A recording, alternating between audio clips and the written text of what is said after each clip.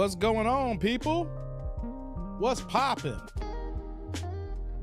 This is that dude named Dave. I am back. It is the first live of the year. I've been gone for a minute. I'll explain why I've been missing in action, but before we get started, I gotta make sure that the brother's not struggle streaming. Can y'all hear me out there? If you guys are out there in this chat right now, I need to make sure y'all can hear me. I don't want to get started and it's just like this here. So press a 1 in the chat if y'all can hear me if you're already out there. Press 2 if you can't. Let's go.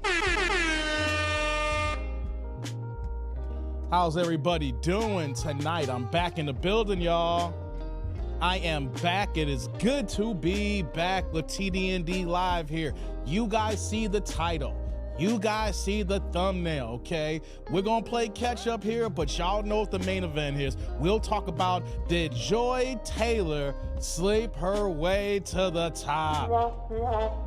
Oh my God, y'all. This been breaking since Sunday night. I am mad that I am just now getting to it on a Wednesday, but we in the building, baby. We back on the map here. So I can appreciate y'all checking out with me here. We're gonna get started in 1 second here, people. Let's do this here. Yeah, man, it's happy to be back, man. Once again, I am TDND, aka that dude named Dave. We are here for TDND Live here. I know I've been missing in action, but we'll talk about it. Here's what we're gonna do here. We're gonna go through the chat. We're gonna see who's rocking with me, holler at some of the regulars, right? Then, I'll give you an update, and then we'll get right into it, guys. Ain't that something here? Yes, indeedy here, man. Ooh, man. I am so happy to be back. It's the first live of 2025 for me, guys. I dropped some shorts last week, but I haven't done no reaction videos. I haven't done any lives, but we here, we in the building here. So let me go ahead. I'm gonna scroll to the top here. Hold on, before I even get to that here, let me just explain something to y'all for a second here. Welcome. I'm glad to be back. I'm a little rusty right now. You know what I'm saying? I'm trying to get my bearings back and everything. I gotta be honest. The kid was sick, y'all. That's why I've been gone for the last video that I dropped in last live was 2 weeks ago, But what happened was me and my entire family, even people who I haven't seen, my family that I saw like a week ago, people who live close by, I haven't seen them, we all caught the goddamn Norovirus. Yes, y'all. That's what happened. It hit one by one, okay? Normally, my sister-in-law, my brother-in-law, they do something for New Year's every year, right? And all of a sudden then they were posting, say, hey, we sick as ever, we can't go out for New Year's. It's not like us. And I was like, damn, they sick, right? And then slowly, one by one, my mother-in-law, she caught it. Then my daughter caught it. Then the lady caught it. And then I caught it, right? And then the thing about it, before I had caught it, guys, the Norovirus, I'll explain to you in a second. It ain't nothing fun. It wasn't cool. You know what I'm saying? It wasn't nothing to talk about, right? But I went to the barbershop to get my locks done. If last time y'all saw me, the locks was flowing, we weren't in 2-strand status, but I went to get my locks done. And the same day that my mother-in-law had gotten sick, right, they were talking about that in the shop. Like, yo, have y'all heard about that Norovirus? This thing is going around right now. Everybody getting sick. And I was like, yo, that sounds like something my mother-in-law got right now. But if you guys don't know, the Norovirus is some airborne virus that's been hitting the Midwest, and it don't take much to get it. It's like airborne. Like if you got dirty hands and you touch somebody and you have it, you give it to somebody else too. And basically, like I saw it happen in real time. My mother-in-law, she supposed to go to a doctor's appointment, and then she just started throwing up. Like, it's like, whoo, I was like, okay, I hope she's okay. And then she couldn't stop throwing up. But, she eventually made it to her doctor's appointment. She came back and she just kept throwing up and throwing up and throwing up. And the next, she took herself to bed, and then everybody, when my daughter got it, man, I felt so bad for my little one. She's only 7 years old, right? And, little girls that are 7 years old, they're scared of so many things. And she was like, I don't want to throw up, Daddy. I'm like, we got to do it. We're sitting there in the bathroom and everything. And when she finally did her thing, it was like The Exorcist. It was like projectiles, like, yeah. I was like, God dang, And so eventually I got it. And I didn't throw up as much, guys. I didn't have as bad as my other family members. As a matter of fact, my brother-in-law, he got down so bad, he caught pneumonia and checked us up to the ER and was in the hospital for 7 days, man. So it was really serious. And then when I finally got it, guys, you know, my stomach would start just bloating. I mean, like, I didn't eat nothing all day. Also, my stomach just kept getting bigger and bigger and bigger. I was like, am I pregnant? Wait, but did someone knock the kid up? I mean, what's up with am I XX or XY chromosome here? What the heck is going on here, guys? You know, so I finally did what I had to do to get it out of my system, but after that happened, I just had this terrible pain in my stomach, guys. I'm not gonna lie. Like, I still have just a little bit of a little remnants left over. Not like, you know, sick, but it's just a little pain in my abdominal section and everything, you know? So I almost didn't come back today. Like, shout out to my man T. Orlando. I don't know if he's in the chat yet, but me and T. Orlando be talking and texting all the time and whatnot. And I was like, yo, man, I told him, so I don't know if it's hit Atlanta yet in the South, but up here in the Midwest, it's some serious. You got to wash your hands. I want to tell everybody right now, you guys got to wash your hands. You got to stay clean because this stuff is getting crazy lately of all these airborne viruses, all these new names that's coming about. At first, all we had to worry about was the flu. Right? We worried about the flu when it got to winter time, and then whether type of immune system you had, you either got the flu shot or you didn't get the flu shot. And even if you did get the flu to a certain degree, it wasn't that bad. And now there's always something new that's happening every other week, guys. But I'm back. I almost took another day off. I was like, man, but I said, let me get back into the building. Let me go holler at the tribe, and then let's get this rhythm going, because I'm a rhythm-based content creator. I just can't once I get going, I'm like an old machine, right? I got to get wound up. And once I get wound up, we just cooking and cooking and cooking. But once it stops. And it's hard to get started again. So the boy's back, guys. I'm here. I don't know if you guys noticed, I'm still not myself. But we gonna get through this, because I need to get back here. It's 2025 now, baby. I hope y'all had a good Christmas and a good New Year's and everything, because it was kind of suspect over here, but just giving y'all the updates. Like, yo, what have Dave gone again? Now, it's not that I'm gone. I just couldn't get up. And so this is just like a PSA to some of y'all out here, right? I am contemplating now that whenever these things happen, I'm thinking about probably doing some faceless reactions now. You know what I'm saying? Because I can't, I love doing YouTube. I love talking to the tribe. I love talking to the AIC, right? But the thing is, like, I don't want to be down for so much when all these little things are happening, especially you got a 7-year-old who's in 2nd grade, because those kids are just diseases and germs carrying, airborne viruses. Those little crappers, they just carry everything. My daughter goes to school and come back with a whole bunch of germs, right? So I'm debating that just so I don't have many days off again, I might be making some faceless reactions. Excuse me, got something in my throat here. So I want to get that off the chest. Let me see who's in the building now. I'm gonna holler at y'all who's actually here with me, and then we're gonna get this party started, So I just wanted to get that out the way right in the beginning. So shout out to everybody out there as far as my ninja watchers. Y'all back there in the clouds, y'all in the shadows, you're working, you're driving, you're finishing up the late shift, or you're across the pond just waking up. Shout out to y'all. Also for the replay gang who didn't know I was back, but then you see that there's a video out there. It's like, oh damn, Dave's back. So shout out to the replay gang, but more importantly, shout out to the AIC tribe that's actually here live, that rocks with me and talks with me on the basis that we're here. You know what I'm saying? So we in the building here. Also, guys, I gotta let y'all know, I'm an independent Black content creator. These lives ain't free. They take up so much time here, right? So y'all know what to do, how to support here. Super thanks, super chats, super stickers. You see the ticker, Cash App, $ that dude named Dave. We also got the group membership. We got 2 levels. Now that we're back in the game here, we're gonna be dropping more content for the members only, because we got 2 levels to that as well. And also, guys, just to let y'all know, your boys got affiliates now. We're affiliate brand ambassadors now. So we're out here trying to, hey, if y'all can't do some things, help support the kid here, right? So like I said, you see in the description box below for every video, we rocking with Temu, guys. There will be no Temu hate, no Temu slander, okay? So if you guys look at the description link below, we still got the $100 coupon bundles, guys. I'm gonna switch that up now, right? Because I got more and more promos here. But for the beginning right now, we got $100 off coupons, promos, the coupon bundle. And also, if you don't have the Temu app, if you download the app for your first purchase and use my affiliate code in the description box below, you're getting an additional 30% off.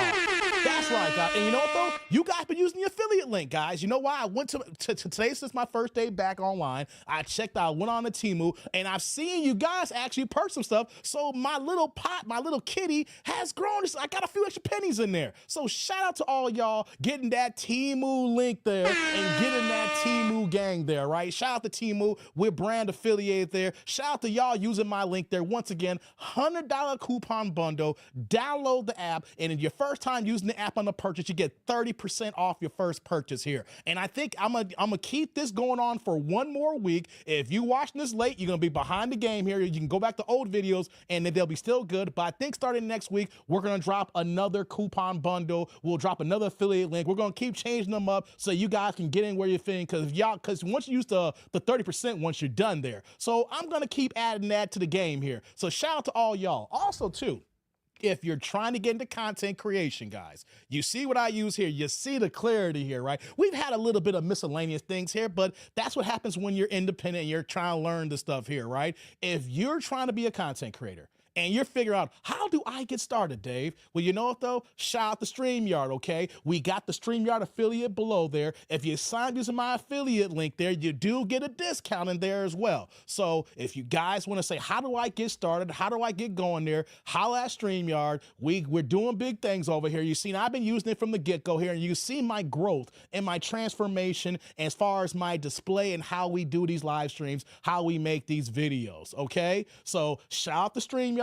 You guys can use the affiliate link below to go ahead and get started. Now, if you ain't got no money, you ain't got no dough, check it out. StreamYard got a free version. I don't recommend that, but I get it so you can play with it. But if you're really serious about it, they got different pricing levels as far as how you can get started and get the cooking, guys, right? So shout out to Temu, shout out to StreamYard in the building, guys.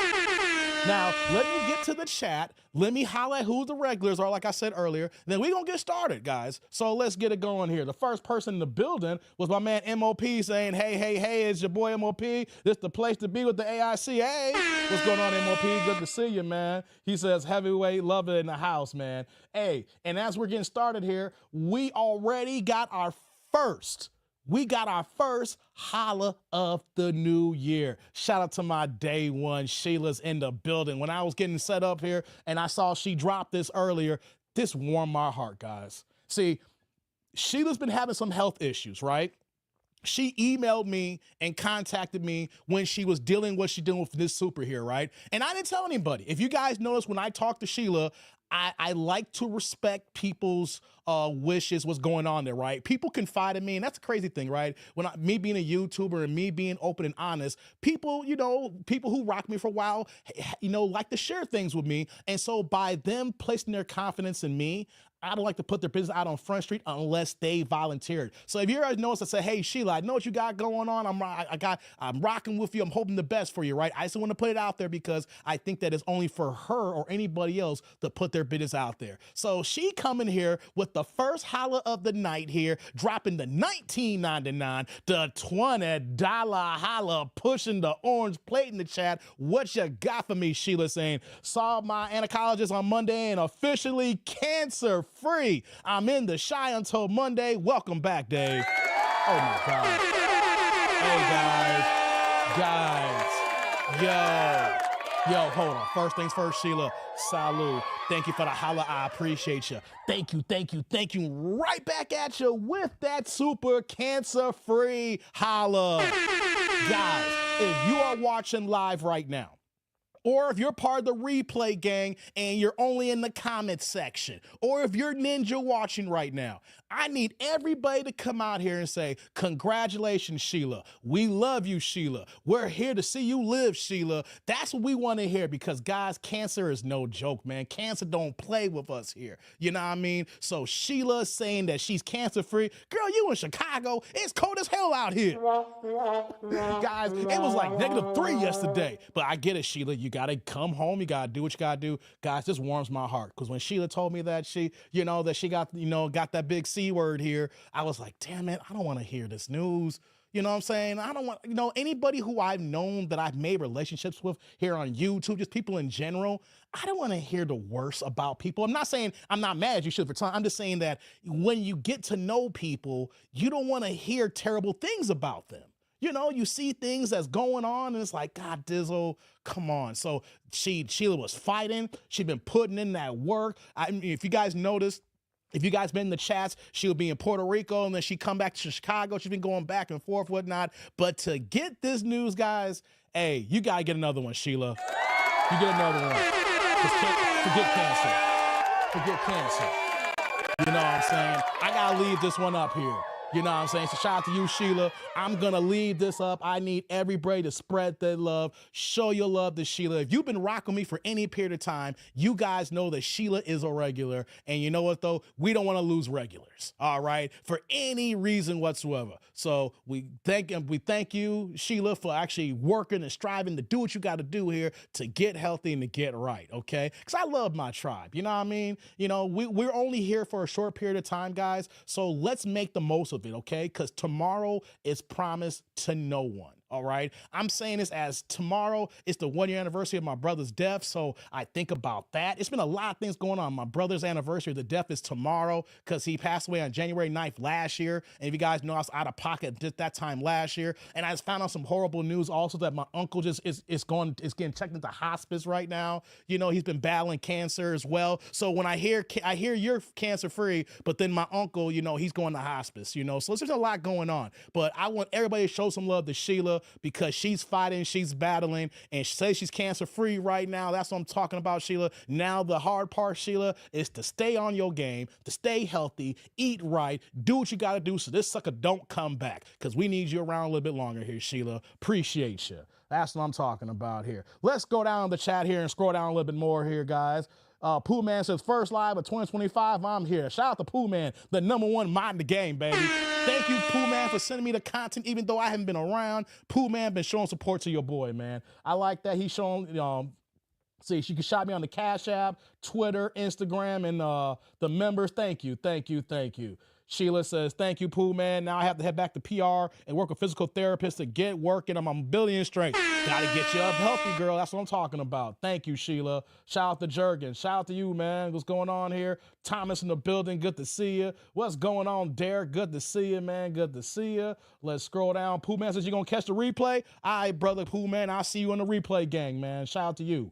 Let's scroll down here. I see the ones here when y'all heard me. That's what's up. What's going on, Jay Walker in the building? Good to see you. Good to see you. Let's keep scrolling there. Who's saying, hey, we got Cheyenne in the building. What's going on? Yeah, yo. AIC and Dave. Shout out to you, Cheyenne. Miss Walker's in the building, y'all. Shout out to you here. Let's scroll down here. Tinin, glad you're okay. Yeah, I'm okay. Yeah, I'm good. That norovirus, man, when the thing that sucks the most is when you got to throw up and then it's like, dang it, I don't want to do this, and then for me, I'm just like, hey, you know what though? Let's get it out the way. Let's get this projectile going. Let's empty the tank and then get going here. So yeah, we back in the game, man. We back. We still struggling, but we back. Let's keep scrolling down here, see who's with me. What's going on, Ayo? Says Happy New Year and Tribe. Welcome back. Thank you. Salute to Vince in the building. Kareem in the building. Yeah, I like that here. Project Leroy. I like that. Saying congrats to Sheila. Yeah, that's what I want to hear, guys. Yeah, that's what's up, Thomas. I like that, y'all. Shout out to my man MOP. He in the building here, dropping the $2 holla, guys. Man, y'all start off showing me the love here with the blue plates passing. What you got for me, MOP? Hi, everyone. Hi, Sheila. Thank you for rocking with me. That's what's up, MOP. Dropping that blue plate, brother. Hey, man, MOP in the building, y'all. Hey, MOP. Hey, brother. Salud. Thank you for the holla. I appreciate you, man. Thank you. Right back at you with that blue super. Appreciate you. Let me mark you over here. Hold on. I can't do it over here. I gotta do it over here. Hold on. I want to acknowledge all my supers. I gotta do them. There's more than one way to acknowledge a super. Yeah. Hold on. I gotta do this too. I gotta make sure I open this up so I don't miss any cash apps. If anybody's dropped the cash apps today, let's do this. Let's do that. All righty. Boom. Let's keep scrolling down here before we get started here. See who's also in the building, and we're gonna get started. Let's see here. Sheila says, hey, crew. Thank you so much, Dave. I was forced to come to the cold. Thank you all for the support. Man, hey, guys, the Chicago cold ain't right, guys. It ain't right out here. But you know what, though? We used to it. But, man, I hate to say it like this.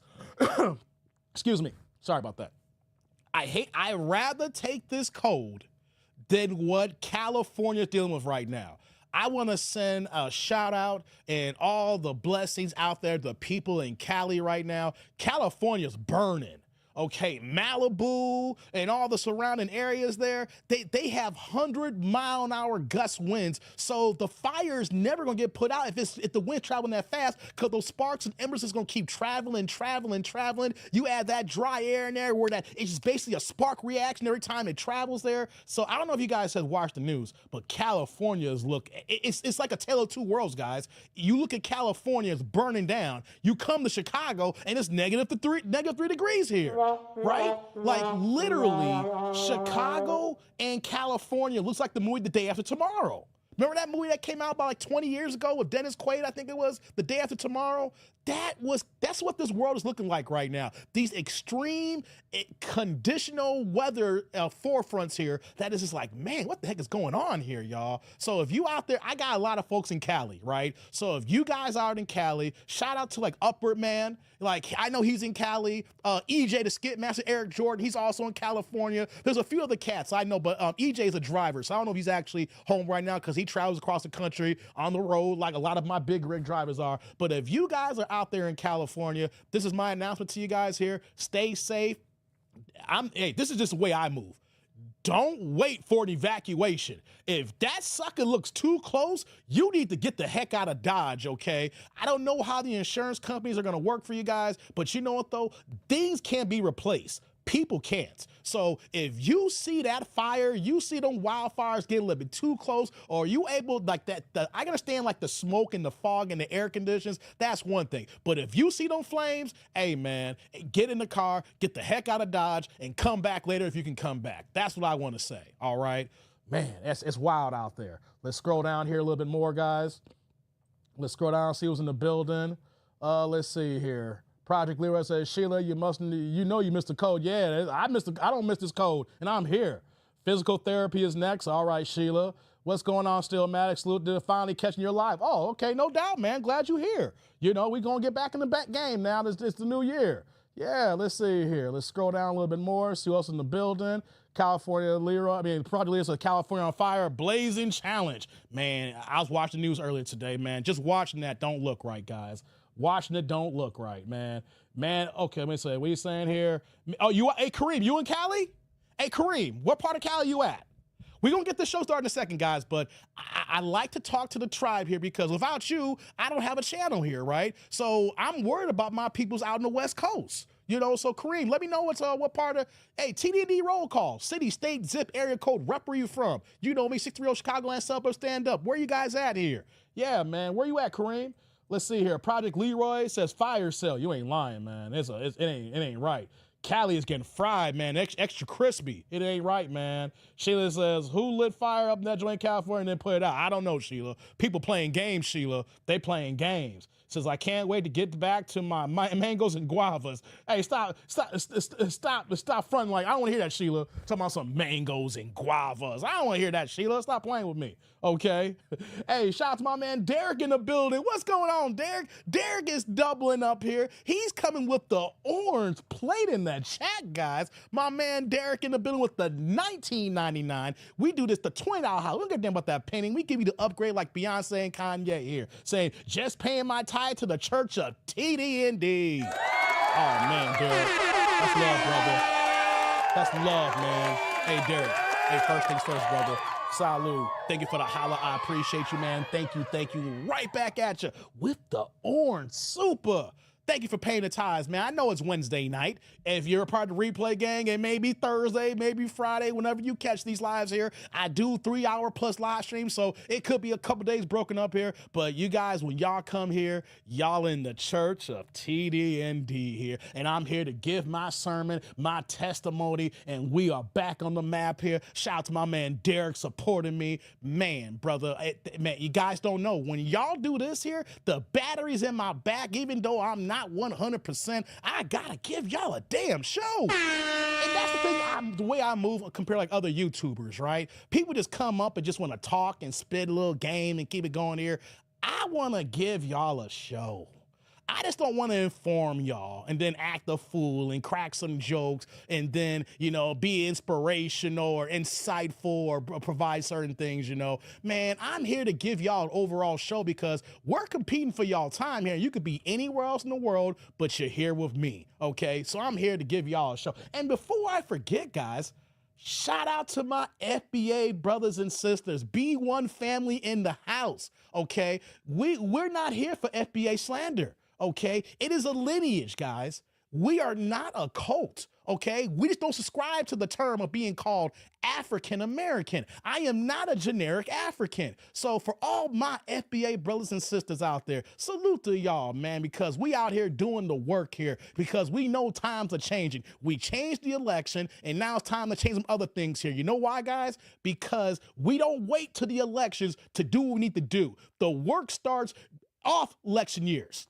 Even though Trump won in 2024, we had to get even if you guys didn't support Trump, right? We had to get the Dems out of here, okay? They are not good for us here right now. Whether you voted for Republicans or not, we needed the Democrats to crash and goddamn burn, okay? So shout out to my FBA brothers and sisters and know that the fight is not over here and the work is just beginning and we do the work even on off election years because by the time the election happens, then the people who don't know or the people who took us for granted, they are in for a rude awakening, just like Kamala Harris was in for that rude awakening when no one didn't want to rock for her ass. All right. Shout out to you, Derek, in the building. Thank you, brother. I appreciate you for that holler, man. Let me do this here.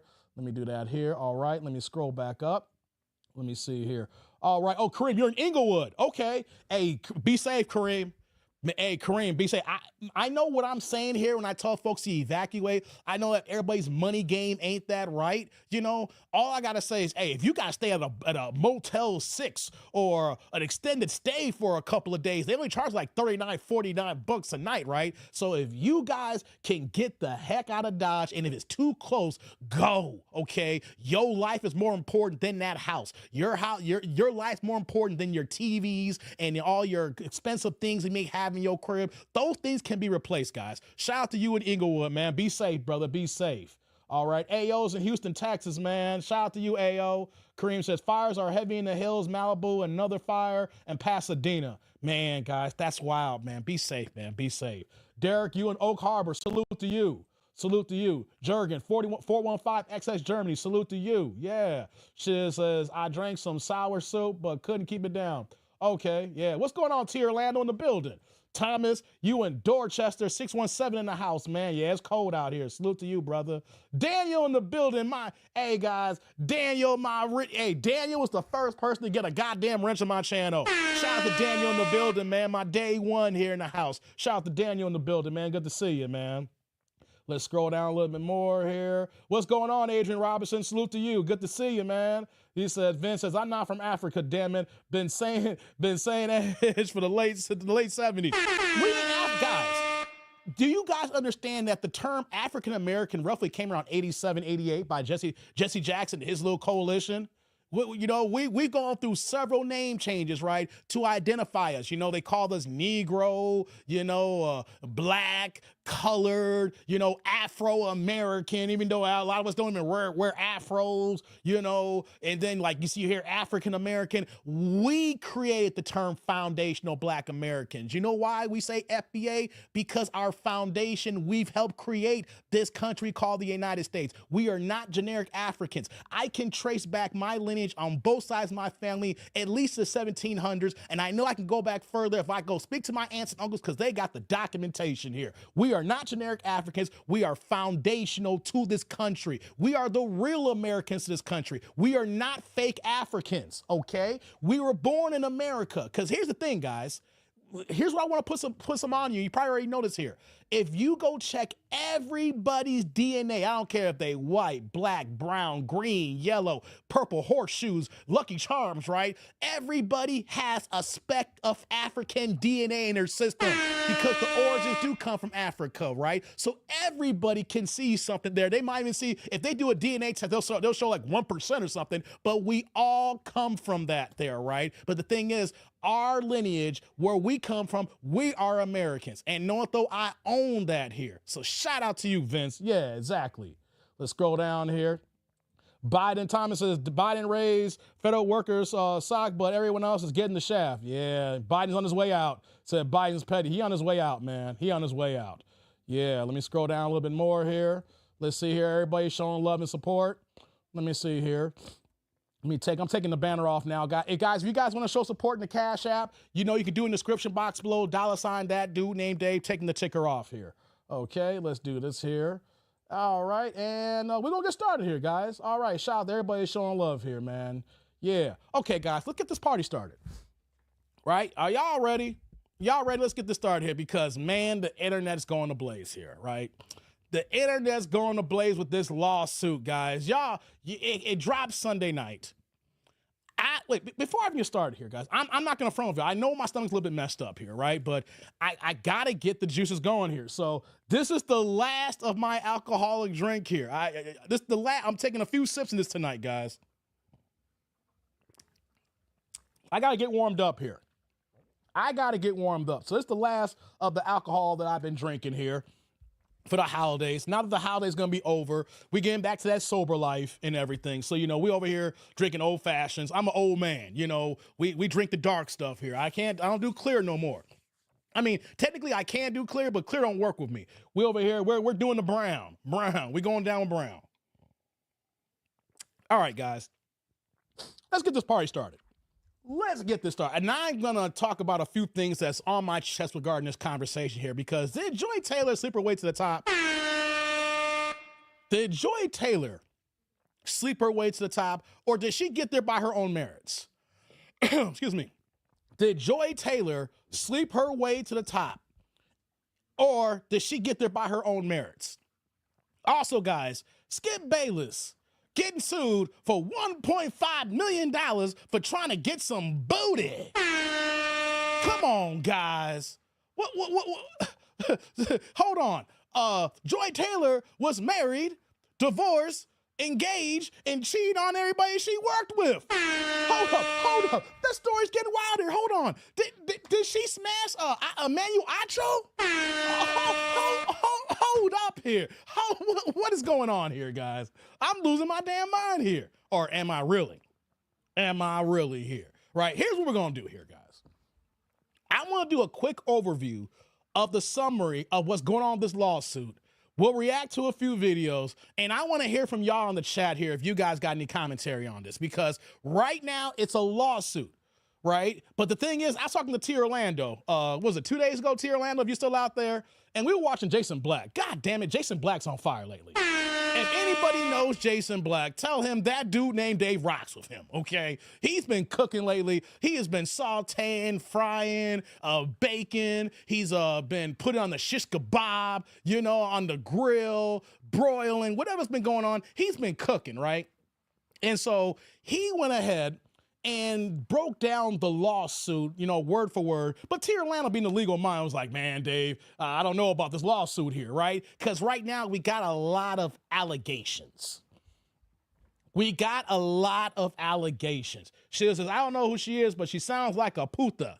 Well, here's what I want to say about this here. As far as us getting into the show here right now, right? I said this on many, many times before, but regarding ESPN, but also applies to Fox Sports here. And y'all may say that I'm being sexist. I do not like seeing the female women sportscasters on there, except for if they actually play the sport and they're actually doing breakdown of an actual game. Like, what's that? I can never pronounce that girl's name, Chini, or I cannot pronounce it on my ESPN. She's a former ball player. So when they actually got the big old board and they're breaking down the game, I don't mind seeing ex-players, break down the game. But when they're on First Take or, First Things First, whatever the case may be, and they're giving their commentary, they're not adding anything, guys. I'll be honest with you. I have had a hard time watching ESPN in the morning time for the longest time because I cannot stand Molly when she's trying to give her points here because they literally giving her airtime and she be talking about nothing. I'm not trying to be mean or rude, right? And I get it. When you're a moderator, your job is to moderate the show. You got the producers in your ear. You're going from one person to the next. But Stephen A's the producer of the show. He don't really need Molly right there, because he's really directing it. But Molly has the producers in their ear, right? So I get it with her and her position is trying to get everybody involved. They get their time, got to go to commercial break. But I do not like the takes that these women give. I only like the takes when the actual former female players are actually talking about direct Pacific games and they're on the big board drawing up the plays and they're showing what's going on. If it's not that, they're not offering anything. If anything, they sound horrible and suspect, right? They sound horrible. They sound suspect. And if anything, I change the channels. And then the worst thing is, whenever I hear Molly talking or anything, it sounds like she's whining all the time. It sounds like she's complaining and whining all the dang time here. And it's like, God dang it, like, you're not giving any good takes here, right? And then I get it, why they're doing it, but is it really increasing female viewership?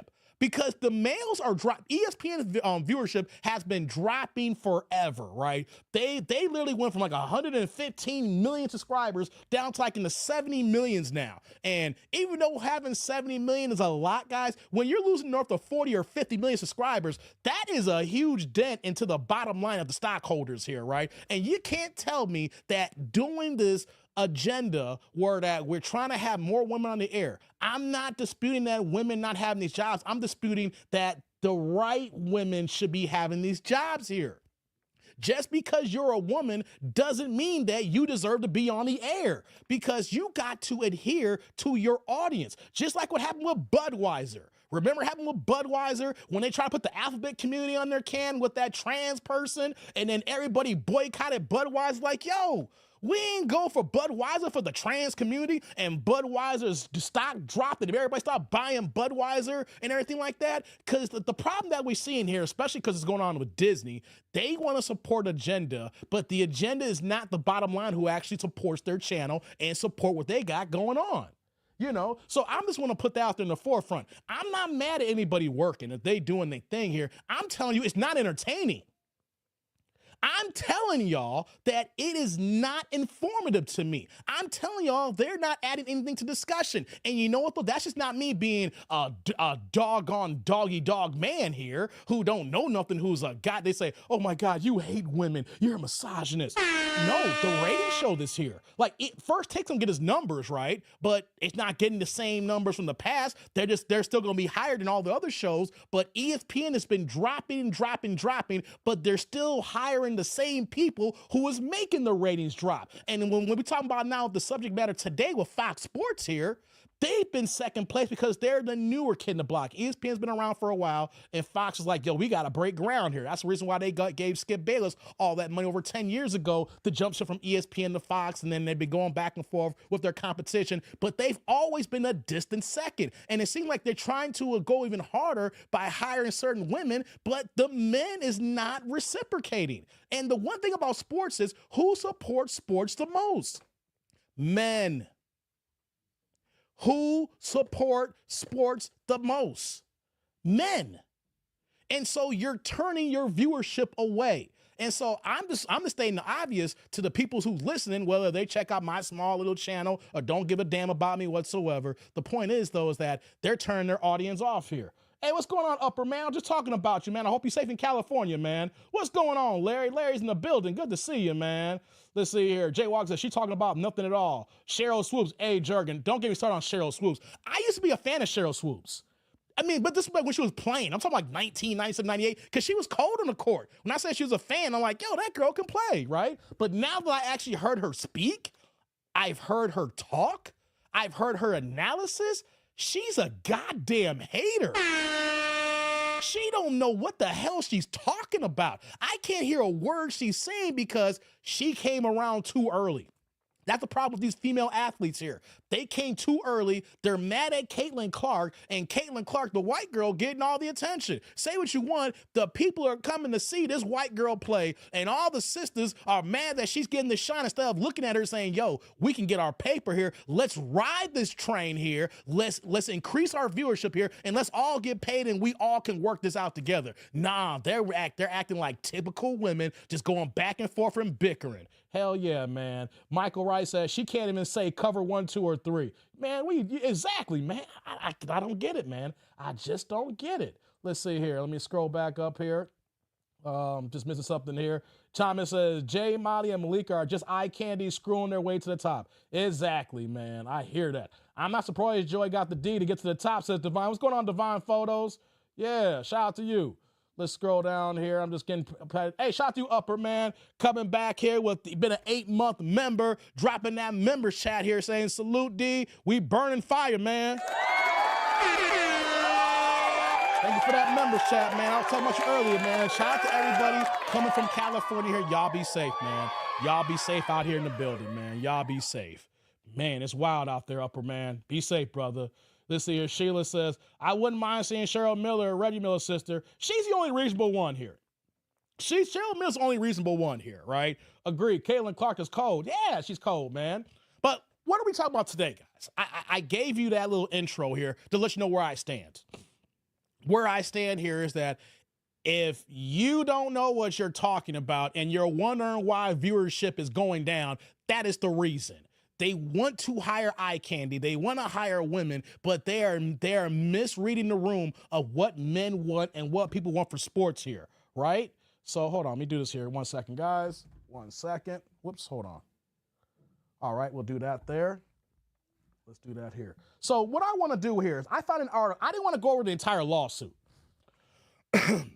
Excuse me. I don't want to go over the entire lawsuit. What I'm going to do is I found an article that does like a little quick breakdown, and then we'll talk about it as well, right? Because if I was looking at the lawsuit last night, and it was like Tirolano, I don't know if he's still out there, it was like 47 pages. And if I was going to go over this law, next time I do a lawsuit, like I go through the complaint, I like to have a legal mind like Tirolano on the call with me. So since I didn't ask him ahead of time, I'm like, let's just go ahead and do a quick overview, right? So guys, let's run this down here because we're not so much a joint. It's all Fox Sports here, guys. Fox Sports. Hold on, let me get this one out here. Shout out to my man Thomas in the building. He's been a member for 1 month. Said prayers go out to the people of California. Yeah, man.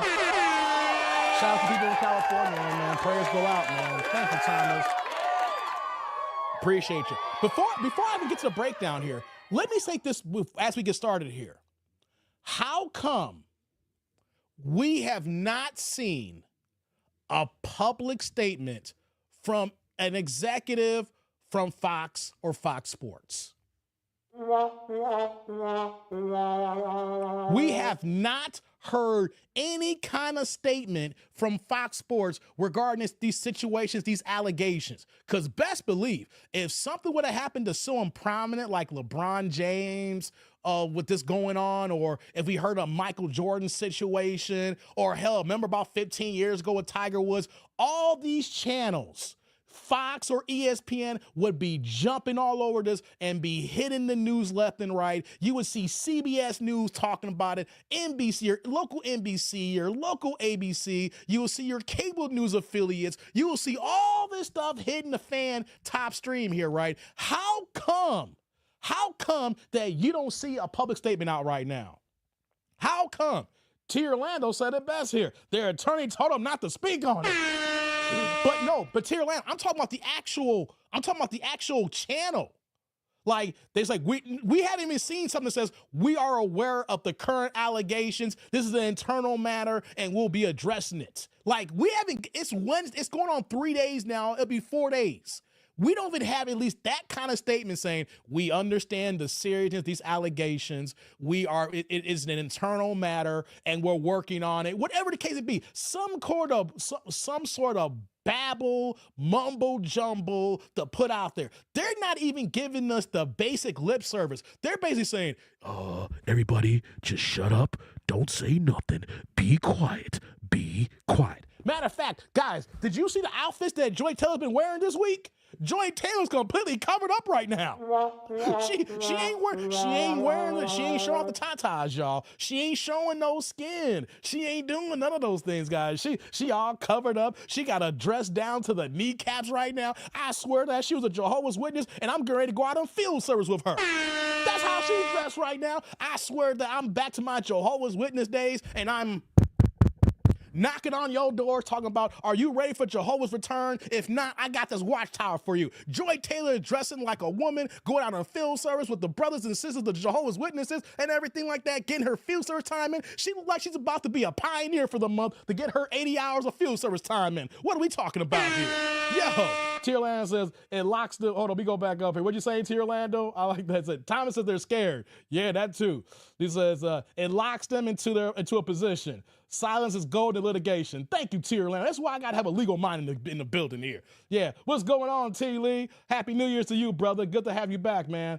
I would have told them to just be quiet. Okay, Tierlando. See, this is, hey, if you guys are questioning Tierlando, the brother knows the law, okay? We were having some side conversations, and he was literally breaking some stuff down just on some simple stuff here. And I'm like, I'm not going to argue with Tierlando. He knows what the hell he's talking about. This is what this man does. Yeah, she is thick. And she's covering up she's covering up the thickness right now. She's covering up. She dressed like a nun right now, said Jadarian. I tell you, she dressed like a Jehovah's Witness. All right? She out there going on field service with me. She got tracks in her bag right now. She's ready to start some Bible studies right now, man.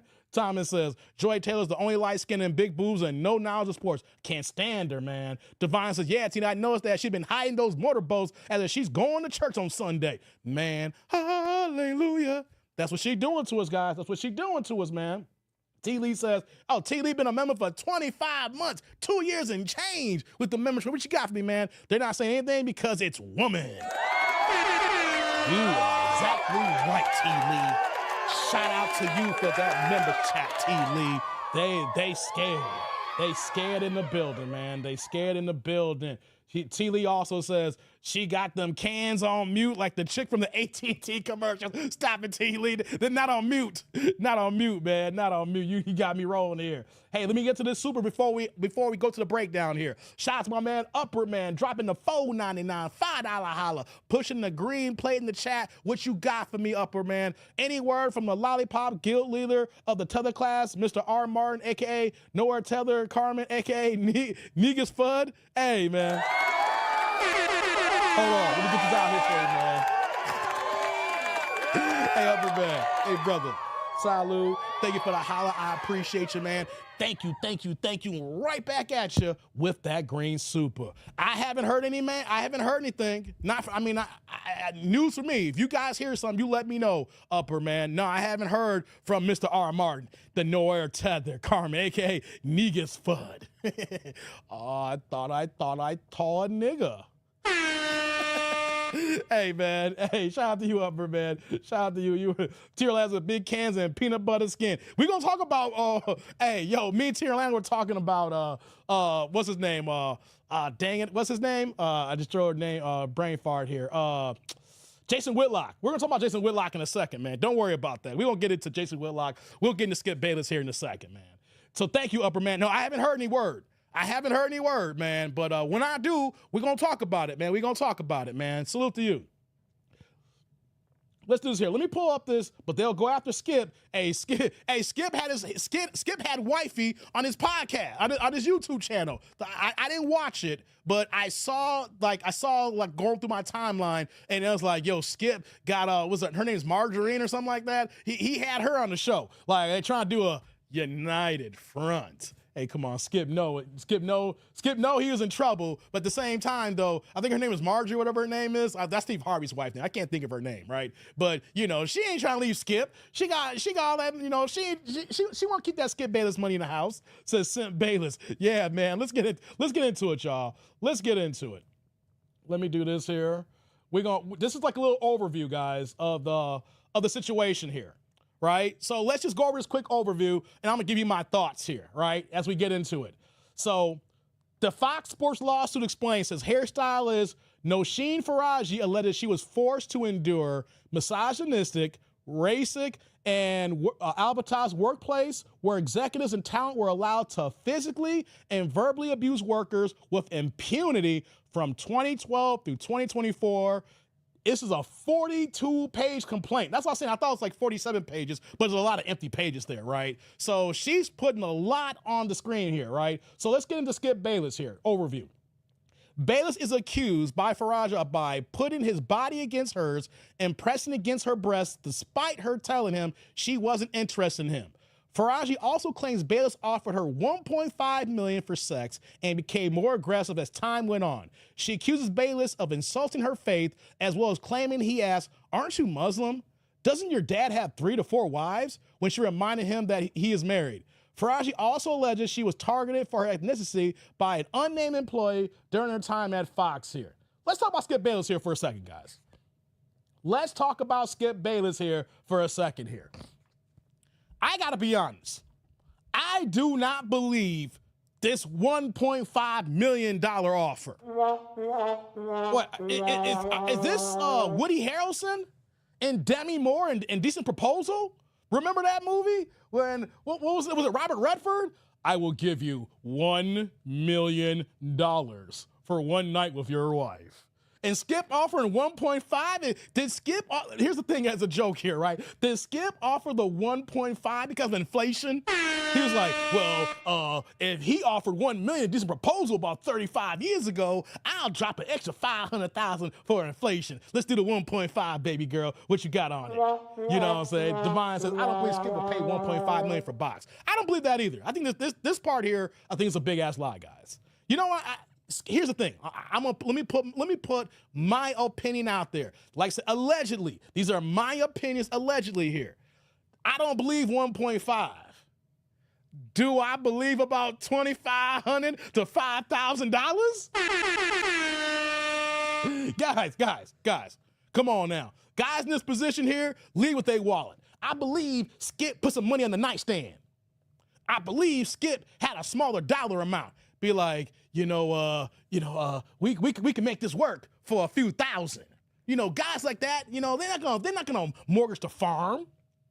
They're not gonna mortgage the farm 1.5 million. Ain't no box worth 1.5 million unless you a billionaire. And even billionaires dropping $1.5 million on some box here. Guys, don't you know that with this current climate right now, maybe if let's say this turns out to be true. Skip is so extra simp here that he don't realize that you can get boxed for way cheaper than that. There's girls out here do it for about 200 in California. You go to other towns, you go to other states, you might get 100. You know what I'm saying? Kareem says simp ain't got that kind of cash. Exactly. Do I believe that there was a dollar amount that may have been offered that made me throw on the table? Hey, girl, come on. I got you. I'll change your life. Don't you know who I am? I'm Skip Bayless. I started this debate thing. I made it a hot thing on TV. I was kicking it hardcore on ESPN, getting these checks. And then I moved to California, and I'm getting these Fox Sports checks here. Don't you know who I am, baby girl? I changed your life. Do I believe Skip may have been on some sim stuff like this here? He was on some Joe, all the things your man just won't do, I'll do them for you. He was on his Joe. I'll take you out on a night cruise on a yacht. You just can't lose. He was on some Joe stuff, right? I do believe that he may have been on some Joe stuff here and do all the things your man can do. And if she didn't have a man, be like, yo, I can be that man on the side. You know what I'm saying? I do believe that. 40 days, yeah, Vince, I believe $40 too. So how would he make that transfer without raising flags? Hey, T. Orlando, it's called you do an installment plan. You do installment plans, T. Orlando. You go on Cash App, you drop a couple of hundred there one day. You go on Zelle, you drop another cut of 100 the same day. Then you give it a few days break and you keep rinsing and repeating with different dollar amounts. You don't give it all at one time, T. Orlando. You don't give it all at one time. You gotta break it up through mobile. You do Zelle, you do Cash App, you do PayPal, and you spread it across the table. You spread it across the board. You don't put it all on black.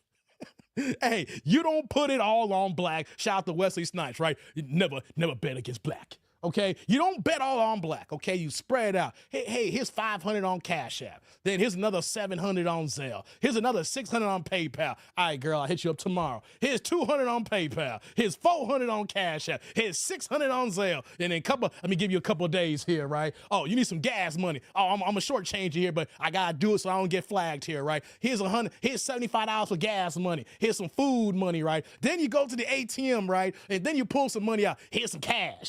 Put some cash on the table, right? Then you put the cash on the table and do your thing. You see, you don't do it all at once, raise some red flags, right? You do it in installment plans. You're doing installment plans, And if she's really a rider, if she really understands the game, she gonna take those installment plans. Like, girl, we don't want to raise no red flags. I don't need the IRS on my ass trying to pay for this ass. The IRS gonna tax me. They ain't gonna tax you. Okay, so yeah, you got to do installment plans. T. Orlando says, no one's paying 1.5 for baby mama box. No, I don't believe that. Yeah, he says, Skip Bills was like, it's my turn. Let me ask something too before we move on. Guys, all jokes aside here, you never where you eat. Let me repeat that again, guys, because I did the censor button. Shout out to people with censor button dues, all right? You never where you eat at. And what I mean here, I get it in the entertainment industry. You're working so many hours. Especially at work, when you work a lot of hours, people get involved in relationships with people at work. I think I can't remember, if I remember this correctly, outside of social media and dating apps, that is like the next highest percentage of relationships started at the workplace, right? I learned my lesson the hard way 15, 16 years ago. I was 28 going on 29 years old, and this is when I was working this one job, and I got like a nice little bump in pay raise. I wasn't close to six figures, but I was on the right path, right? And I started talking to this one girl there, and it became a goddamn living nightmare, okay? Because she was a banshee. She ended up being the last baby mom, well, the next last baby mama I talked to, or I think she was the last baby mama I talked to, right? She only had one kid, right? I said never again. She tried to get my black ass fired, guys, because once the relationship went bad and went sour, she reported me to HR on a bogus ass lie. And I had to go to HR and talk to HR. I was so scared. I was like, damn, I'm trying to lose my job and get fired. So I literally put my story out there and put it all on the table. And you know what HR said? They looked at me and shook their head. And it's like, hey, Dave, we can't really do much about this here. It's a he say, she say thing, but this sounds messed up. Said, only advice I can give you, stay away from her. That is what HR told me. When they heard her story, then they heard my story. And it was like, Dave, just stay away from her. And and the reason, why she tried to get me fired, guys?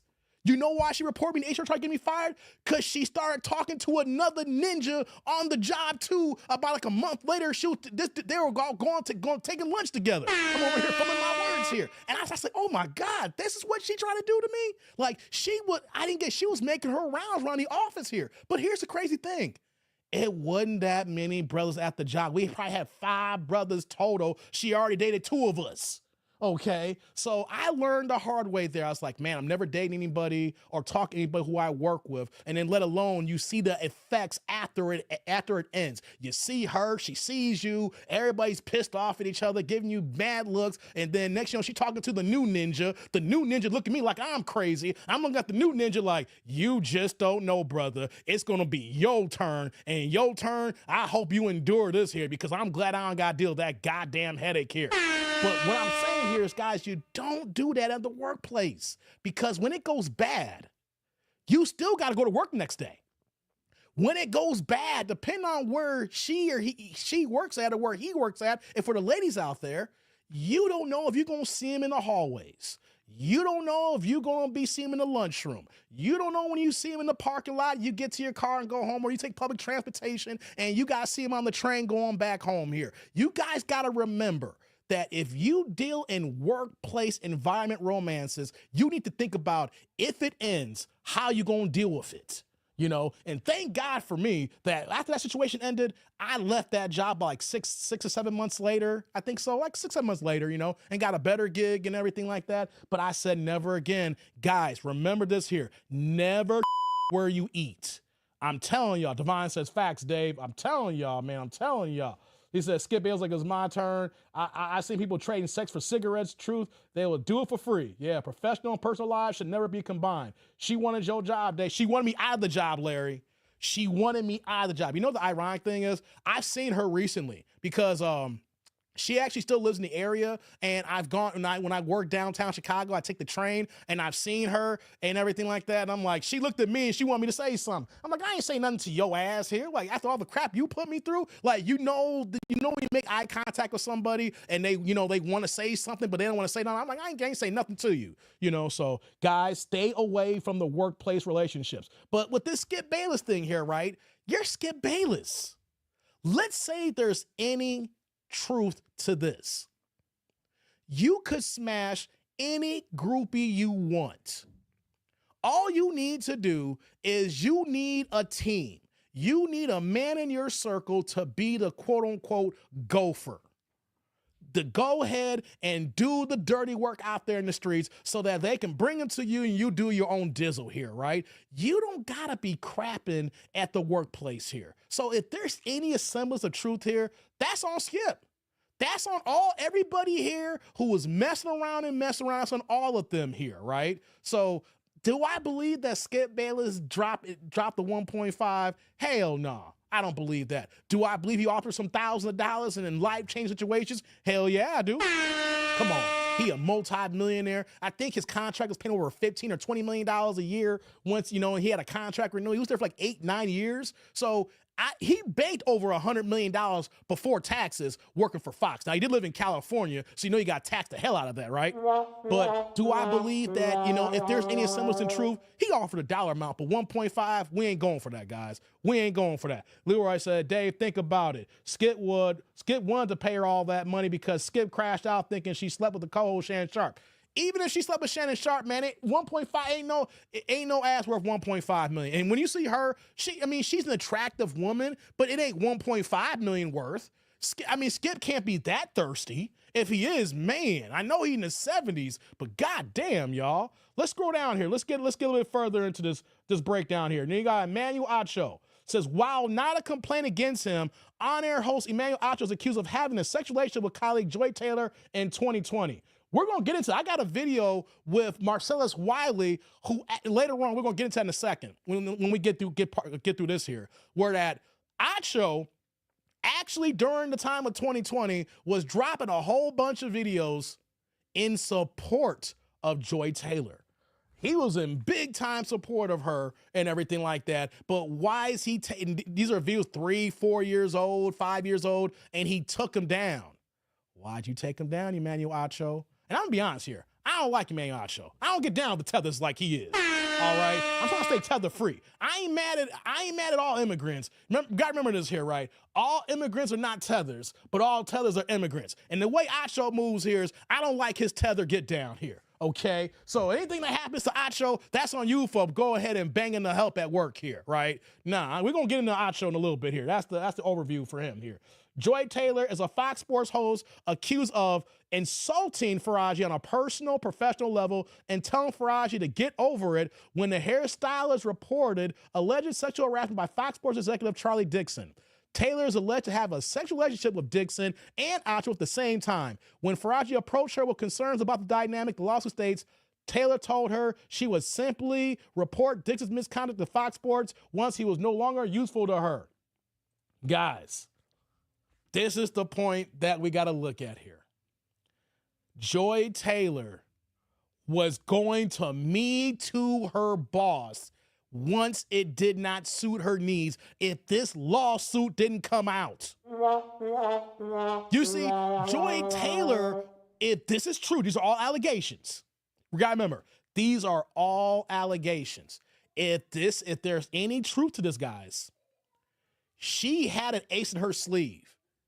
She was gonna go ahead and sleep with the boss and move her way to the top.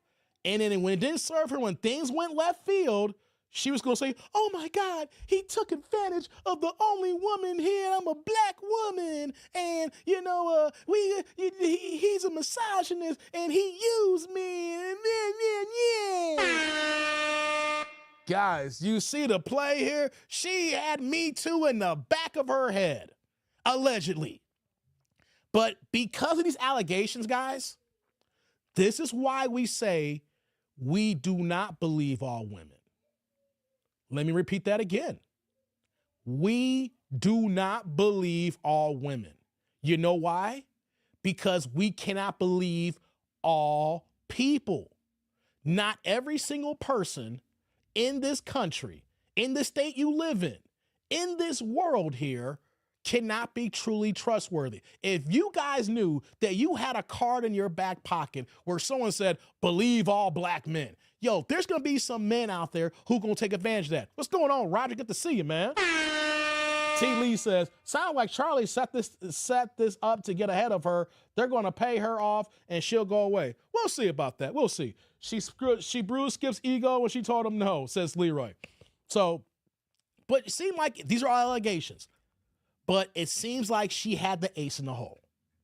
She was prepared to, I'm going to get my position. I'm going to get Joy's black. She's half black, T. Orlando. Hey, guys, correct me if I'm wrong here. Isn't Joy Taylor the brother to the former Miami Dolphin? Hold on. Let's look this up here, guys. Isn't she the brother to the former Miami Dolphin? Jason Taylor? Hold on, let me double check here real fast here. I think that is Jason Taylor's sister, right, guys? Hold on, guys. Isn't she Jason Taylor's sister? Let's confirm this here. Hold on, give me 1 second, guys. I think she's Jason Taylor's sister. She's half black, I think, guys. Hold on 1 second. Let me pull this up here. Hold on.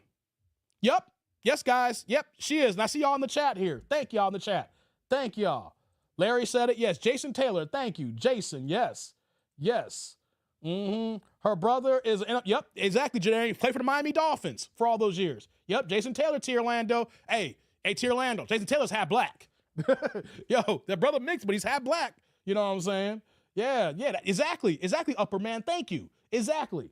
So, yes, T. Orlando, she is black. That's what I'm saying. I'm a black woman. See, Joy Taylor's going to use every card in the book. She had every, allegedly.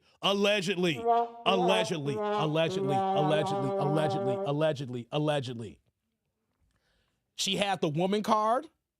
I'm sleeping with the boss card. I'm a black woman card. She had the royal flush, guys. She was ready. She had the royal flush here. Okay, let's scroll down here a little bit more. Charlie Dixon is Fox Sports Executive Vice President of Content, is accused of grabbing Faraji inappropriately. So not only is the executive smashing Joy Taylor, he grabbed old girl, okay? So let's get down to it here, saying that she accuses Dixon of entering a sexual relationship with Taylor and giving her the right to host Undisputed as a result. So she's saying that Joy Taylor got the job for bending over and touching her toes. Guys, you know what I'm talking about when the girl, you know, hey, yo, fellas. Hey, guys, fellas, you know when you got that girl with you, and she real flexible, and you get her touching her toes, she over there, she know how to touch her toes. Yeah, Charlie had Joy allegedly touching her toes, okay? And since she's able to touch her toes, he's like, yo, you touch your toe, you grab that pinky toe, you grab that big toe so well, let me give you this hosting job. Here you go. You go ahead and be a moderator, be host, girl. Touch your toes again, you're going to get a raise in 2 months instead of 6 months. Keep touching them toes. Keep touching them toes. All right, let's get back to it here. It says, despite objections from Bayless, Friday says, adding that Taylor told her directly that she was given the job because of her relationship with Dixon. Faraji alleges that Taylor's then husband found evidence of the inappropriate relationship before divorcing her. Remember, she was married. Hey, Joy Taylor was married. The ex-hubby found out and says, you got to go. He's a former athlete as well, right? She also accuses Dixon of paying off Taylor's second husband, former NBA player and coach Earl Watson, to stay silent about the matter. Then she got remarried again and was messing around with Earl Watson. Y'all remember Earl Watson? He played for a lot of teams in the NBA. You know what I'm saying? He's a former coach. I don't know if he's still an assistant coach now. I remember watching him play for the Phoenix Suns for a short period of time. But yeah, she was dipping on every dude that she was kicking it with, right? Says, let me go down here. Says Dixon's also accused in the lawsuit of firing an unnamed female employee for refusing to have sex with him and keeping his own wife on Fox payroll so she would stay silent about his affairs. Guys, this is some nasty work here. This is some nasty work here. Leroy says Joy Taylor had her exit strategy planned out and Charlie Dixon numero uno on Jay's revenge tour. Facts, man. Let's see here. It said George says she busting it down for a real one. Yeah, she was, man. She touching toes and being a 304. That rhymed, Thomas. Thank you for that one. 304 touching toes. There you go, man. Joy Taylor's an honest hoe. I gotta respect that, says Leroy. Hey, man, Earl Watson too. Yeah, I just said Earl Watson, Leroy. We just said that. I don't know if you're on a delay here, Leroy. But yeah, so this is news to me because I thought that Earl Watson initially was just an ex-fiance. I did not know that she actually married Earl Watson. So she's been married twice and cheated on both husbands, allegedly, with the people in her workplace here. So guys, I'm taking this one from Jason Black here. Like, as far as like women to avoid the job, like women to avoid what certain jobs they have, like we need to avoid stewardess. Because, because they're airline miles and they get the buddy passes, they fly for free and they got new D in every different city they travel to, right? We don't deal with flight attendants. We don't deal with police officers. We don't deal with women in the military. We don't deal with lawyers. T. Orlando, you can tell us here, why would you don't date a woman who's a lawyer? Because she knows the law and can use it against you when she's pissed off the most, all right? We don't do that as well. There's a couple other ones that we want to talk about. We need to add sports hosts or women who work in sports. How about this here? Women who work in sports in general. Because think about it, they're around the top tier athletes. These men are in shape. They get paid for a living to be in shape, to work out, and to whoop ass, depending on the sport. Whether it's a boxer, whether they're football hitting guys, or they're a basketball player, these guys are trained professionals to work out and be in shape here. So we need to add, as far as women to avoid, women working in sports. Because you know what? They around all these dudes here like that, and these young dudes who don't give a damn and got millions. Hey, man, she gonna bust a low for a real one, like my man George said. He said hairstylist now. Stop it, Leroy. Stop it, Leroy. He said hairstylist here. All right. Let me also add here, let's go down here. We got Bobby Diaz in here, right? While Diaz is a behind-the-scenes employee at Fox Sports, rather than on-air talent, he is the subject of some of the most explosive allegations from the lawsuit that help paint the picture of what she claims was a toxic work environment. She alleges Diaz racially and sexually harassed other employees, but was not reprimanded because he provided cocaine to colleagues. Mr. Diaz openly gropes, harasses, and is inappropriate with women at Fox, the lawsuit states, adding that Diaz was able to avoid punishment even after the incident where he removed his pants on live camera. Hold on, guys. I need to go to a big box here. Big box. Let me big box here. Guys, hold on. Hold up, guys. Hold up, guys. Hold on.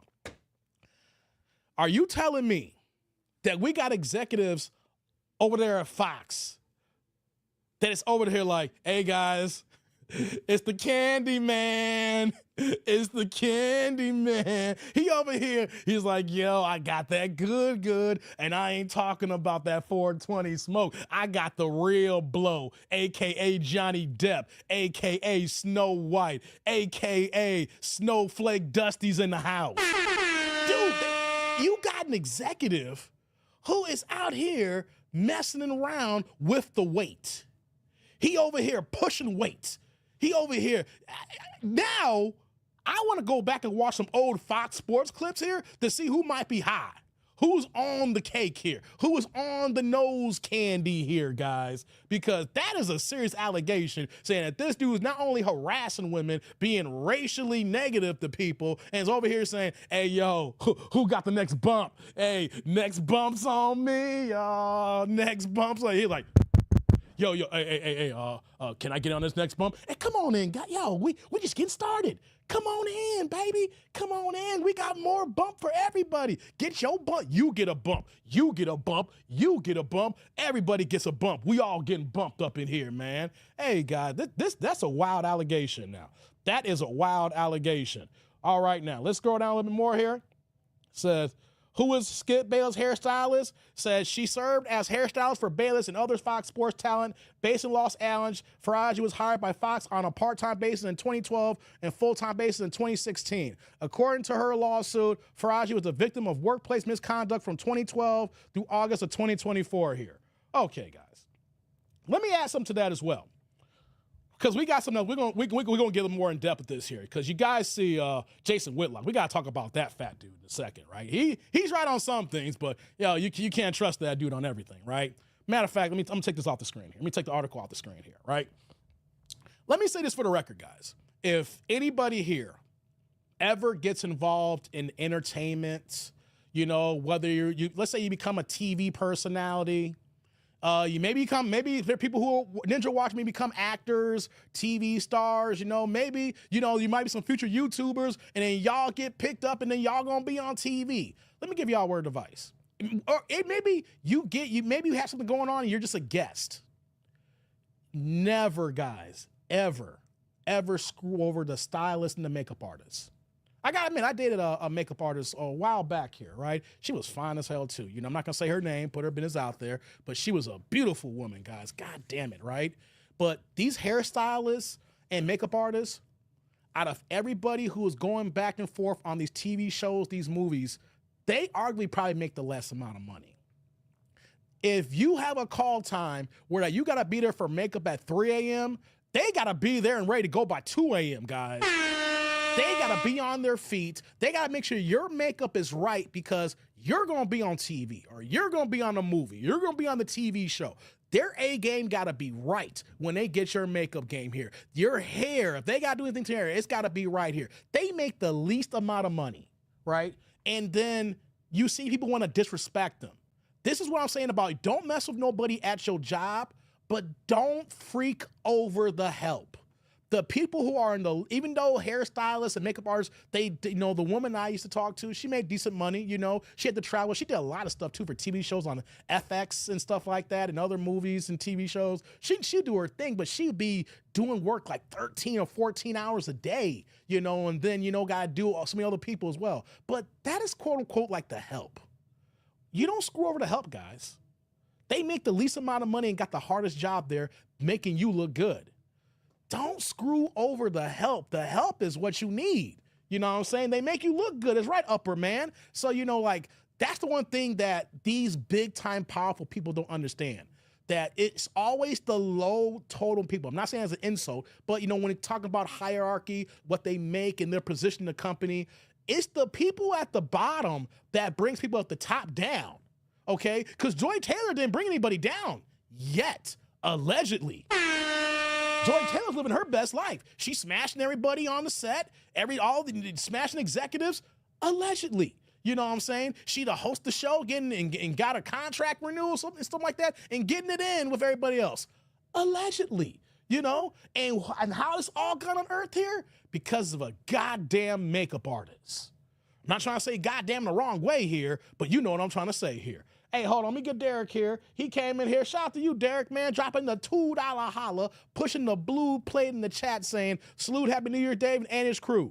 Salute to you, Derek. Good to see you, brother. Salute to you, Derek. Good to see you, man. Hey, brother Derek. Salute. Thank you for the holla. I appreciate you, man. Thank you. Right back at you with that super. Appreciate you, brother. Appreciate you. We'll do this over here. Hold on here. Let's do this here. 1 second. All right, guys. So here's what I want to do here. I want to play this video of Jason Whitlock here because Jason Whitlock is in the news here, and he's putting his 2 cents in there because he used to work at ESPN. I think he worked at ESPN. Like he had 2 stints at ESPN, and I think he had 2 stints at Fox Sports here, right? So he had his 2 cents to add on this here, right? And I got to be honest. I'm not the biggest Jason Whitlock fan, right?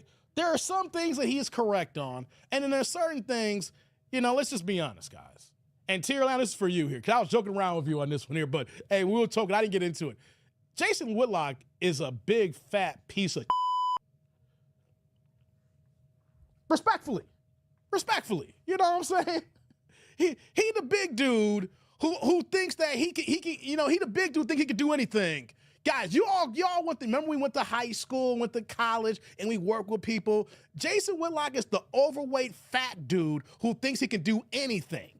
But when we actually around him, we all just roll our eyes, be like, yeah, that's just Jason being Jason. He ain't doing that. We all had that one dude that we knew, right? And ladies, you may even got that one fat chick that you know. She's like, oh, I can't get these ninjas off of me. Oh, these ninjas love this big girl here. And then ladies, y'all be looking and say, yeah, you keep doing you, sister. Keep doing you, baby girl. And for the fellas, you see Jason, some of us be harsh. Like, nigga, you ain't smashing nothing. You paying for that ish, right? Like when it comes to Jason Whitlock, I'm going in right now. I ain't mean to do this here. We're going to play this video in a second, right? But when it comes to Jason Whitlock, right, he the dude where that if he got to go pay for a chick, and if that chick normally charges $250, she charging $500. You know what I'm saying? Or in this case here, where they talking about Skip Bayless allegedly dropped $1.5 million. He's the type of dude where women will hold him to that. You got to drop $1.5, Negro. Yo, so here's what we're gonna do here, guys. Let's react to Jason Whitlock here, because even though that he is at times despicable, the human dichotomy is kind of a weird thing, because people can be right and wrong at the same time. Or there can be times where that dude might be in his bag and saying some correct actual information, but his whole aura, his whole vibe, his whole get down is he's just a goddamn hater. You see, and that's why he's been on YouTube for as long as on YouTube. He is a talented writer. But when it came to being on TV, it just didn't translate because he's just a goddamn hater. But just because he's a hater, don't mean that he may not say it true every now and again here. So let's pull up this here and let's get the cooking. All right, here.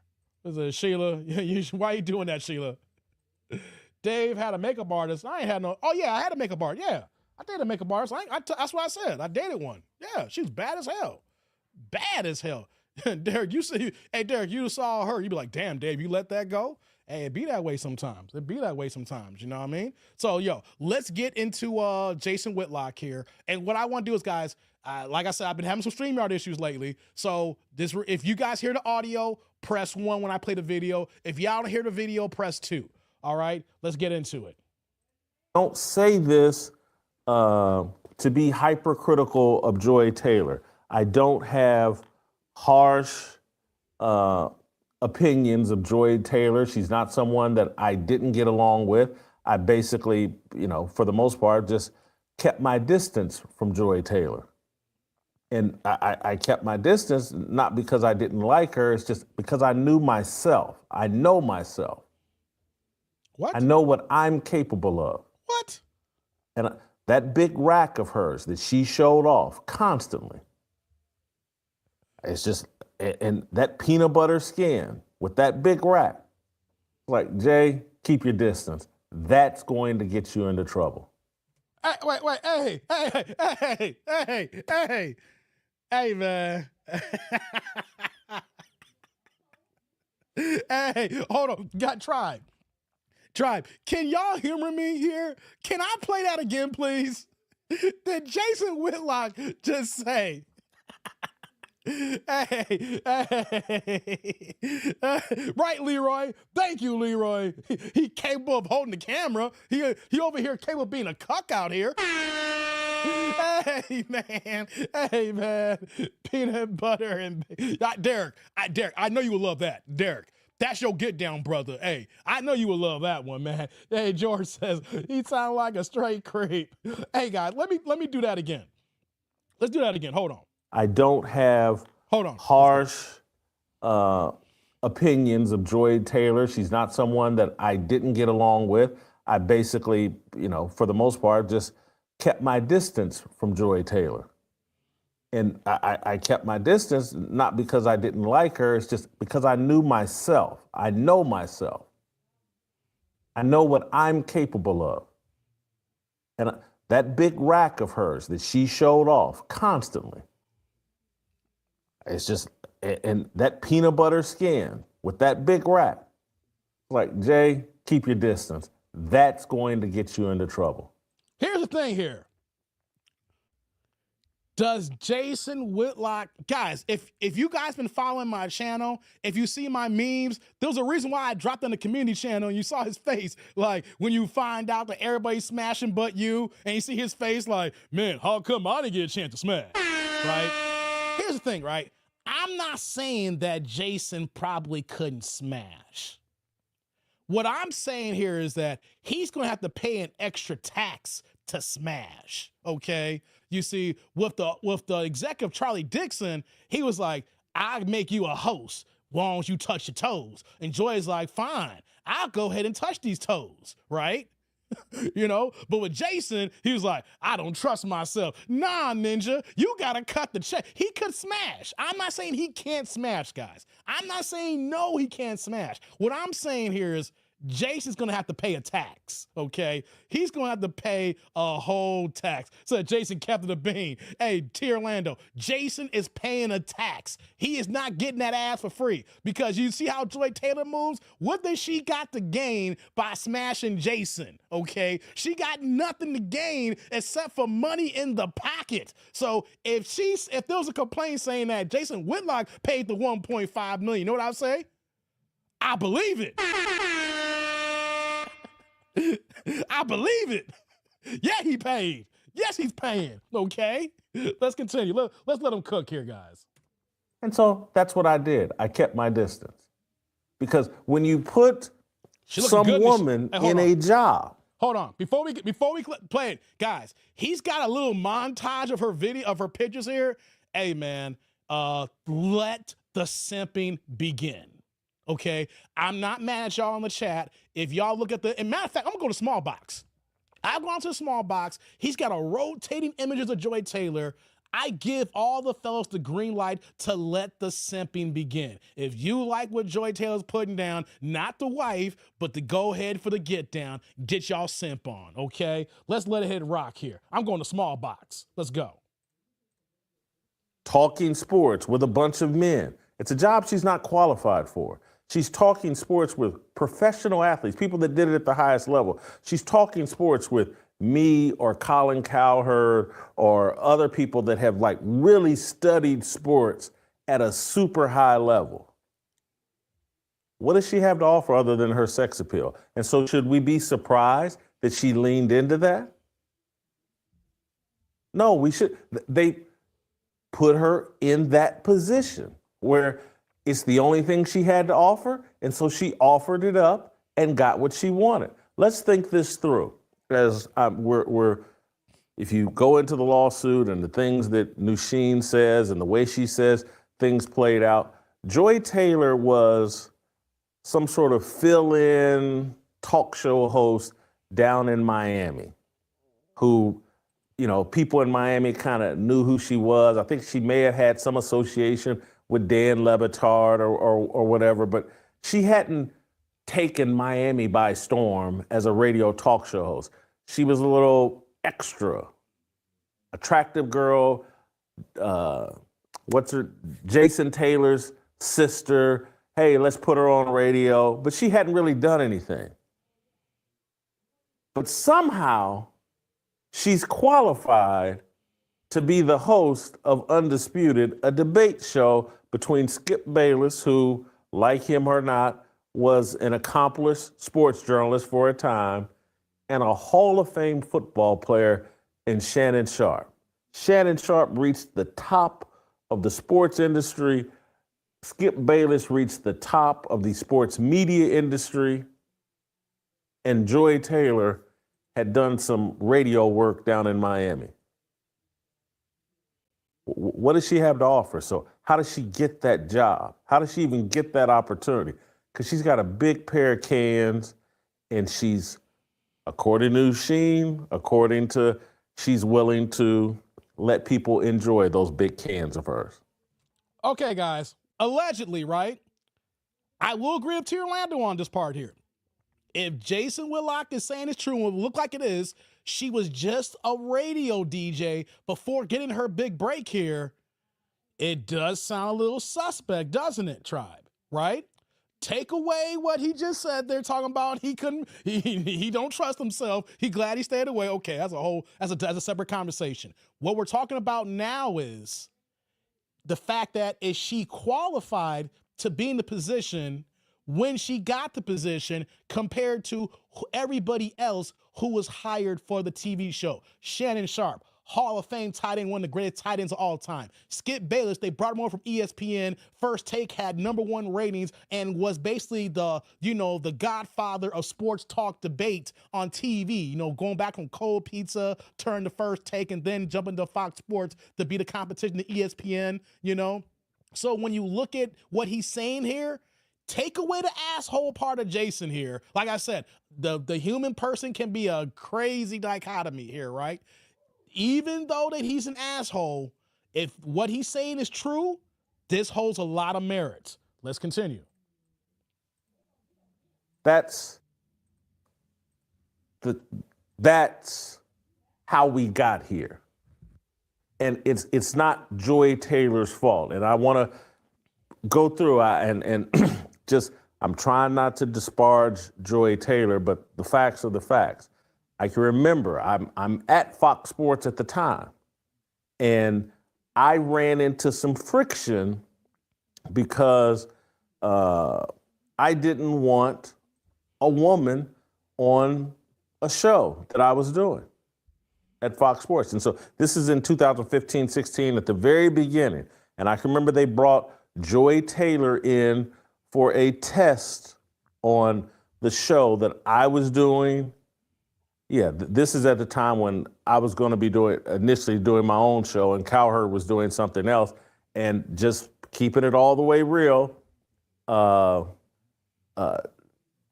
Charlie Dixon wanted her to be involved with my show. And so we brought her in for a test. And I didn't think the test went well. And I let everybody know, hey, I don't think this test went well.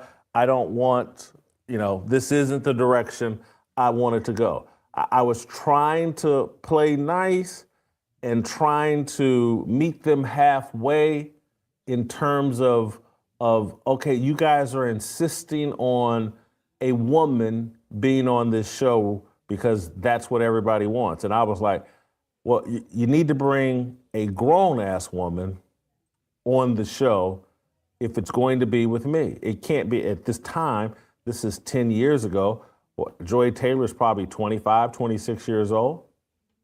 You talking about, I got a lot of discipline, but 25-year-old with them big cans and that peanut butter skin who has nothing to say, at some point I'm going to lose respect. And I'm like, well, the only thing she's got to offer is them big cans and that peanut butter skin. And so if I got to put up with this. Hey, sorry, Sheila, about the peanut butter. But hey, check this out, Sheila. I'm allergic to peanut butter. Peanut butter kills a brother. So peanut butter don't mean that much to me, y'all. All right, let's go. I might as well enjoy them big cans. He keeps saying and big so cans. I said no. I don't want to put myself in that position. And so I can remember I brought in Bonnie Bernstein. Bonnie Bernstein's around my age, a few years younger perhaps. But I was like, she's been around the block.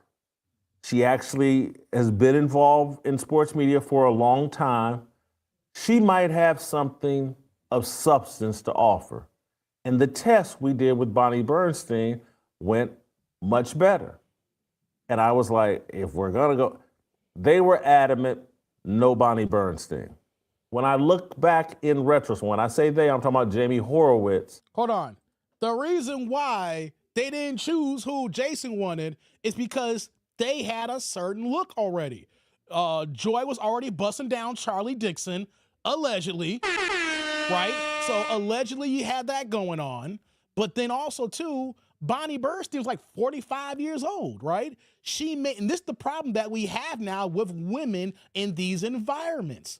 Like Tierlano said, Joy talking about how hard she had to work. Bonnie Bernstein has paid her dues. She's been working in the game for a long period of time. But here's the thing. They don't want no middle-aged woman in there. They didn't want a 45-year-old woman on that TV set there.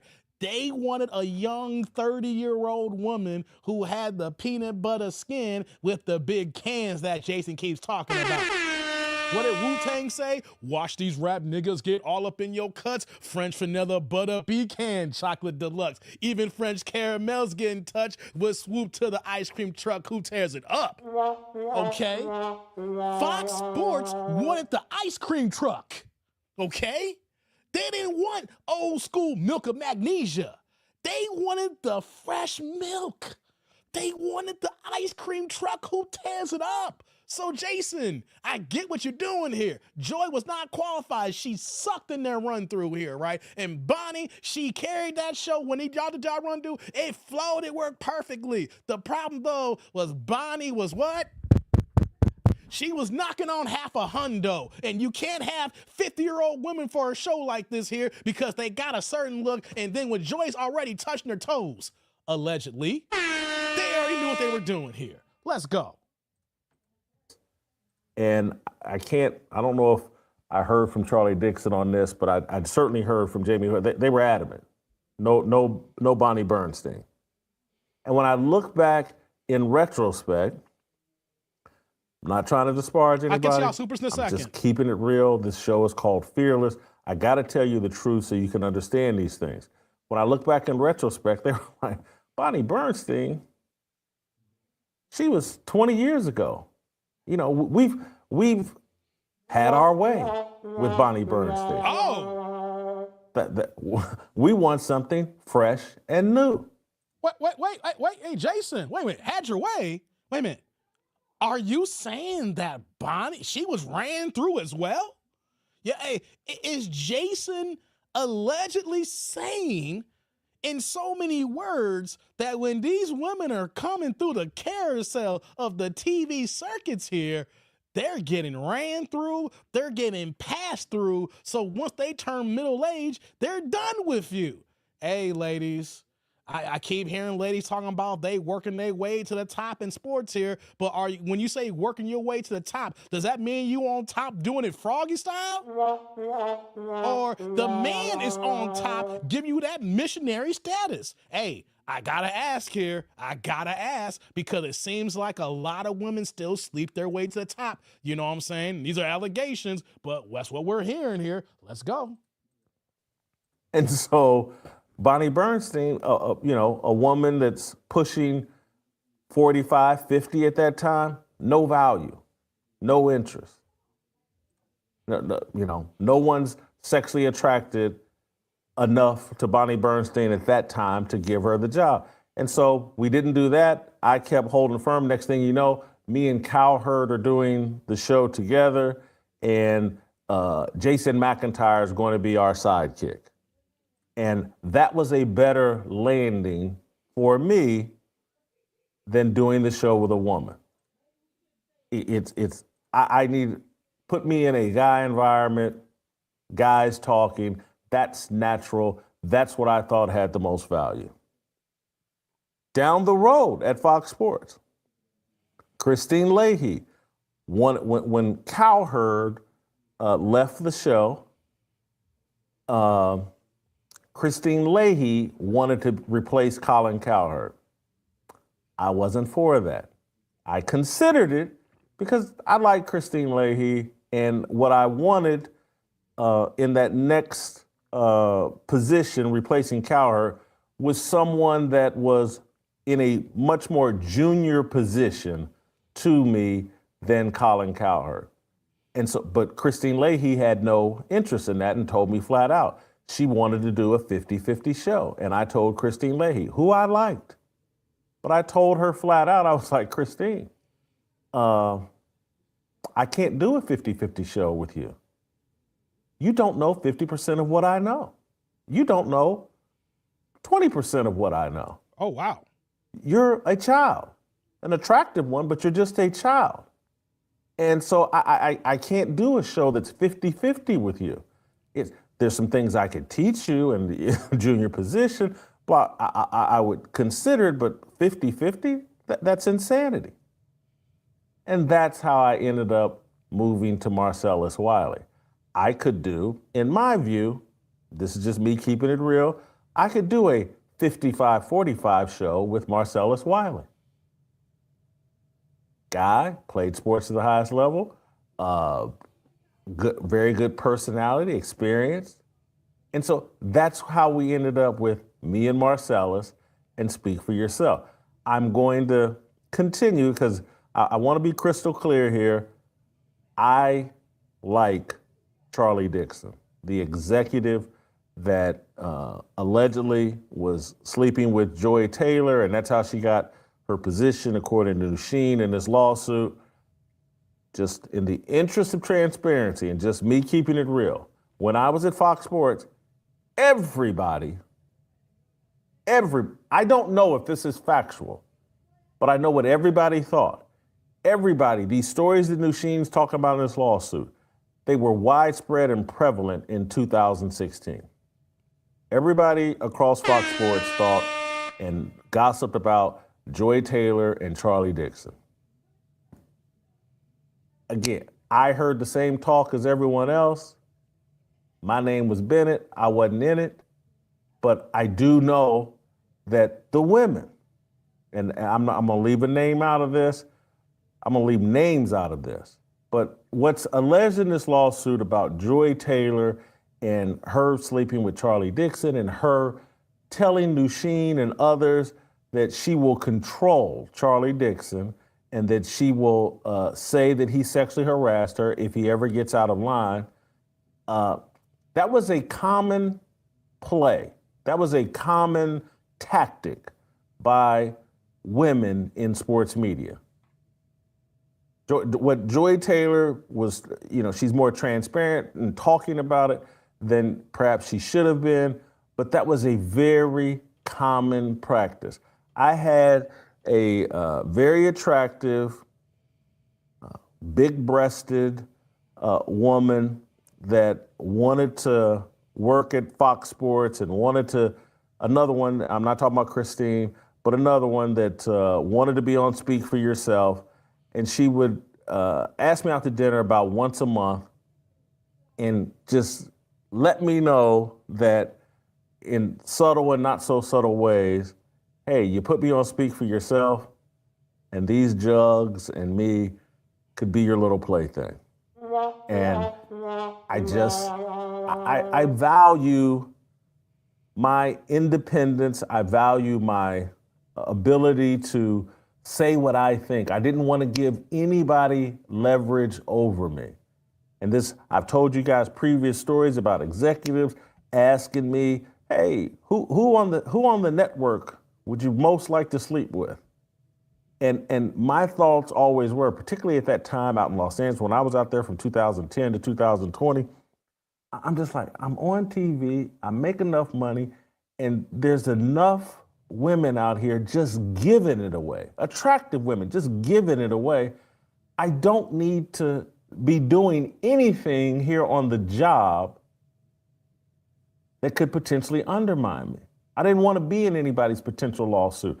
I didn't want Sheen or anybody, not that I think Sheen's a bad person, but I didn't want anybody having a lawsuit where they're talking about me. It's unnecessary.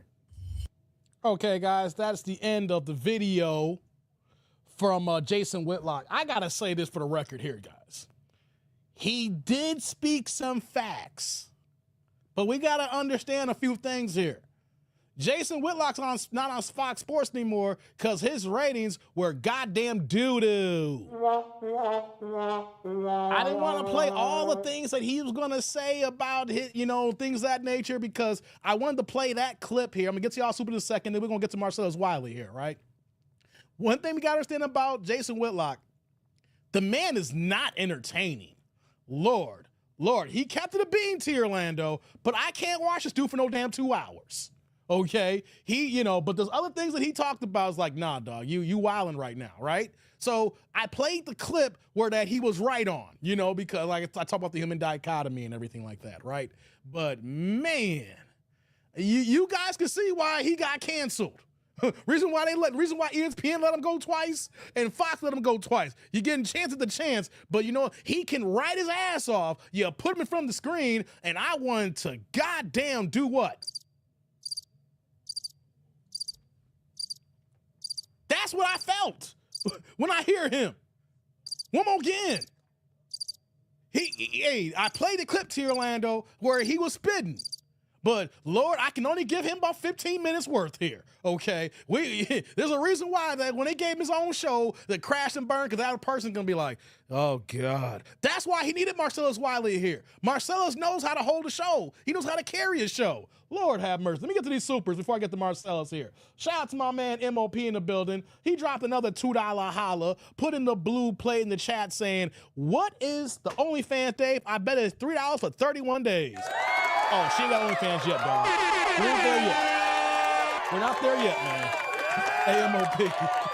Hey, brother, salute. Thank you for the holla. I appreciate you, man. Thank you. Right back at you with that super. Nah, she's still on Fox, man. She's still hosting the show. She's still doing her thing Monday through Friday, except for holidays and things of that nature, and special dates, things of that nature. So she ain't at the point where that, oh, she got her OnlyFans yet. No. She ain't there. She making too much money to go on OnlyFans right now. Fox is paying her too much money to go on OnlyFans. So don't worry, man. That ain't the case right now. You're gonna have to wait for that one, brother. You're gonna have to wait for that one. Right behind you, MOP, we got my man Derek in the building, dropping the $5 holla, pushing the green plates in the chat. What you got for me, Derek? Jason was like, nope. Big racks always gets you in trouble. Is she Puerto Rican or from the DR? I need to know. Peanut butter racks are worth the money. No, man, she half black, man. Hey, Derek, she half black, man. Hey, Derek. Salute. Thank you for the holla. I appreciate you, man. Thank you. Right back at you with the green super. Keep the plates passing, guys. No, Derek, no.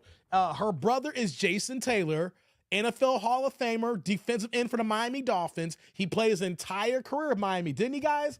I know he played, correct me if I'm wrong, I believe he played his entire NFL career of the Miami Dolphins, and he is a Hall of Famer. And if I remember correctly, Jason Taylor's half black, half white, right? So then if that's her sister, unless they're half siblings, she's also half black, half white and everything, you know? So no Puerto Rican, no DR. Hey, she's half foundational black. She's half FBA, y'all. I hate to say that. God dang it, she's half, you know, if you got one side of your family that has that FBA lineage, you're technically FBA. So damn it, she's FBA.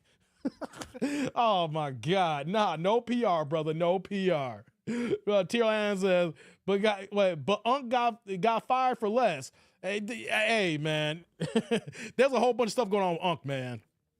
He played two. Oh, he did. Oh, yeah, that's right. Thank you, Jason. That's why I asked. I remember he got to the end of his career, and I don't remember if he finished the finish in Miami. That's why I said, hey, I don't want to come out there as a matter of fact here. I know he played like about 12 years or so with the Dolphins here. So thank you for that update, Jadarian. I didn't want to say something out of pocket because most players at the very end do go to another team, right? Tom Brady did go to Tampa Bay. You know, Michael did play for the Wizards. You know, Aaron Rodgers looking suspect for the Jets right now. Brett Favre with Minnesota and with the Jets right now. So most great players, you remember from the teams they're on, but at the tail end, you forget, oh, they did have them terrible years, you know. So yeah, thank you for that. I just want to confirm that. Thank you, brother. Appreciate that. Shout out to my man Upperman. He got back-to-backs here, right? He over here dropping the $9.99, $10 holla. He's pushing a couple of yellow plates in the chat. Let's get the Upperman before we get to Marcelus Wiley, guys. My man, Upperman, what you got for me? Saying, real talk, D. I don't want to hear commentary from women who never played the game. Just like I don't want to hear anyone else commentate on the subject that they have no intimate knowledge of. Man, I know, Upper Man. I hear you, brother. Hey, man. Salute. Thank you for the holla. I appreciate you, man. Thank you. Right back at you with that first yellow super. That's what I was saying earlier in my live stream. I know you came in late. I don't know if you heard that part. I said that I don't have a problem with the women sportscasters they hire who were actually former athletes and they're actually diagramming the game. And only you're going to find basketball players. You're not going to find any baseball players because all the women play softball, right? They don't have female football players. So all you're going to find is the female basketball players, technically, if you're going to hire anybody who are former athletes. You may get a former volleyball player, but I don't think that's going to be part of the game, right? But if you give me a former athlete and their assigned task is to go over the game and then they're doing the halftime highlights and things of that nature, I got no problem with that because they played the game and they play it at a high level, even though it's on the women's level. If you played in college, you played overseas, you played in WNBA, I have no problem. They're going to hire them and let them go over the X and O's and diagram when they're are doing that on the NBA Talk Game, right? But if they're just some regular person, a radio DJ, right? Or anybody who they've been around, like her brother played football, Jason Taylor, a Hall of Famer, but it's clear that just because you have a family member that played the game doesn't mean that you follow the game T for T as well. You know what I mean? So if people who don't follow the game, you hear the difference. And I don't want to watch them shows. I give them a few minutes. It's like, damn, shut her up and let everybody else talk, right? The same thing with Molly Karam. I don't want to hear her speak, because then when they give her the form and then she starts getting her voice up pitched there, and it's not like she's whining, and it's like, you don't even know what the hell you're talking about. It's like having your girl come to the game and you just placating her. It's like, God damn it, I just gotta get to the end of the night to get her home so I can put this D in her mouth to shut her ass up. Yeah, I said that, y'all. Yes, I said that, y'all. I'm not even tripping. I said that. Sometimes when you hear women talk about sports and never played the game, you're like, I just got to get to the end of the night so I can just give her this D. Lord have mercy. Let's go ahead. Shout out to my man, Upper Man, one more again. He dropping another $9.99, $10 holla. Upper Man, you are the high sponsor of today's show right now. Shout out to you, man, dropping this yellow. What you got for me, saying, this is why we would love to listen to Gabby Does discuss women's gymnastics during Olympics. So someone like Troy Aikman, who would have little beneficial input. Exactly, man. Hey, I ain't trying to hear dudes who ain't never talk about something or something with women. Hey, Upper Man. Salute. Thank you for the holla. I appreciate you again, man. Thank you. Right back at you with that super. Exactly, man. Like, the idea is that they're trying to force things down our throat when it comes to TV and imagery. They basically think that we can put a pretty face on the screen. She has a nice little tight little body, little plickety plow, not va-voom and some Oprah shit, right? They give us the plickety plow, and think that's gonna keep our TV viewing habits here. And majority of guys are saying no. That's why ESPN viewership is down. They keep hiring women for this diversity, right? Thinking that we wanna do this here. Now I'm realizing that this is not what brought your viewers to it here. You can hire women, but you're hiring women for the wrong positions. So, man, I hear you, man. Talking about pause. I ain't pausing today, Tier Lounge. My first day back, all right? Ain't no pause, man. You chill out. I appreciate you, man. Thank you, Upper Man. Let me see here. Yeah, that's actually a good point here. But before I let you go, I want to put this comment up here because you paid for it here. I'm not trying to see a football player talk about basketball. It's one thing if you see a game and you see a Hall of Fame football player, they bring him in the booth. You're just like, hey, we got Troy Aikman here. And they talk for like 2 or 3 minutes where the action's going on. And then he leaves and then they get back to their regular scheduled program. There's nothing wrong with that when someone shows up to the game and you say, oh man, we got a Hall of Famer in the audience here hanging out, right? But not on a full-time basis where that we know that's not their job. And even though these women are involved in sports, the average men are saying this here. We don't like it. We're not watching anymore. We don't care for it. It's not being misogynistic here. We're telling you what we like and what we don't like. We don't like their points. We don't like the viewpoint that they're coming from. We don't like their vantage point. And in the fact that a lot of times they speak nothing but nonsense babble. No disrespect to y'all ladies here, but unless the women who we see on the basketball, on the NBA and ESPN, unless the women that played the game, outside of them, you don't hear anything. Like you see Malika Andrews, she is a black-hating man-ass woman out here in the game. And then try to double down saying that I don't hate black men. Why is it that anytime that you're on the air, and that there is a black man mentioned, you go out of your way to bring down any negative information about that black man. But you never do that same thing when it comes to a white man. Because you know why? Malika's married to a white man. And on top of that, too, there's been some recent information that come up from Malika Andrews, her being mixed race, that she is mad that she wasn't full white, that she's mad about her black side. I'm paraphrasing right now. So when you understand the background of Malika Andrews, you can understand how she goes hard on black men and black athletes, especially her coverage in the NBA draft, especially when Joe Mazzulla, when he got hired by the Boston Celtics and she ran down some rap sheet that happened to him like 15 years ago in goddamn college. I'd never seen her go down the rap sheet of a white man who did something in college, because you know everybody got something that went down in college, but for some reason she want to run down the rap sheet of black men, and that's why men are turning away from it. Let's see here. What are you saying? Oh, yeah. Yes, exactly, Derek. She hates black men. Exactly. Come on now. And then she want to go on a podcast talking about, I don't know where they get that from. Because you say the things that you say, and we black men ain't stupid. You may think we're stupid, but we know what the hell's going on. Shout out to my man Derek dropping the members chat here. Been almost here a little bit over 2 years, 25 months. What you got me, Derek? Personally, I think women only should comment on the sport they played on any level. Keep it about the sport, unlike the lady on ESPN. I agree with you, Derek. That's what we're talking about here, man. But majority of these women haven't even played sports stuff. Molly ain't, come on, man. You think Molly's out here playing football? You think Joy Taylor, even though her brother's a Hall of Fame football player, she ain't playing no football? She's there because, like Jason Whitlock said, like T. Orlando, keeping it a bean, she got those big cans, okay? That's what she's here for. She was like, she's here been for 15 months as a member. She's been here for 15 months, a little bit over a year. Shout out to Sheila. She's been a day one, saying, I only comment when I roast the Bears, though I watch the Bears. Shout out to Sheila in the game here. She talking heavy right now.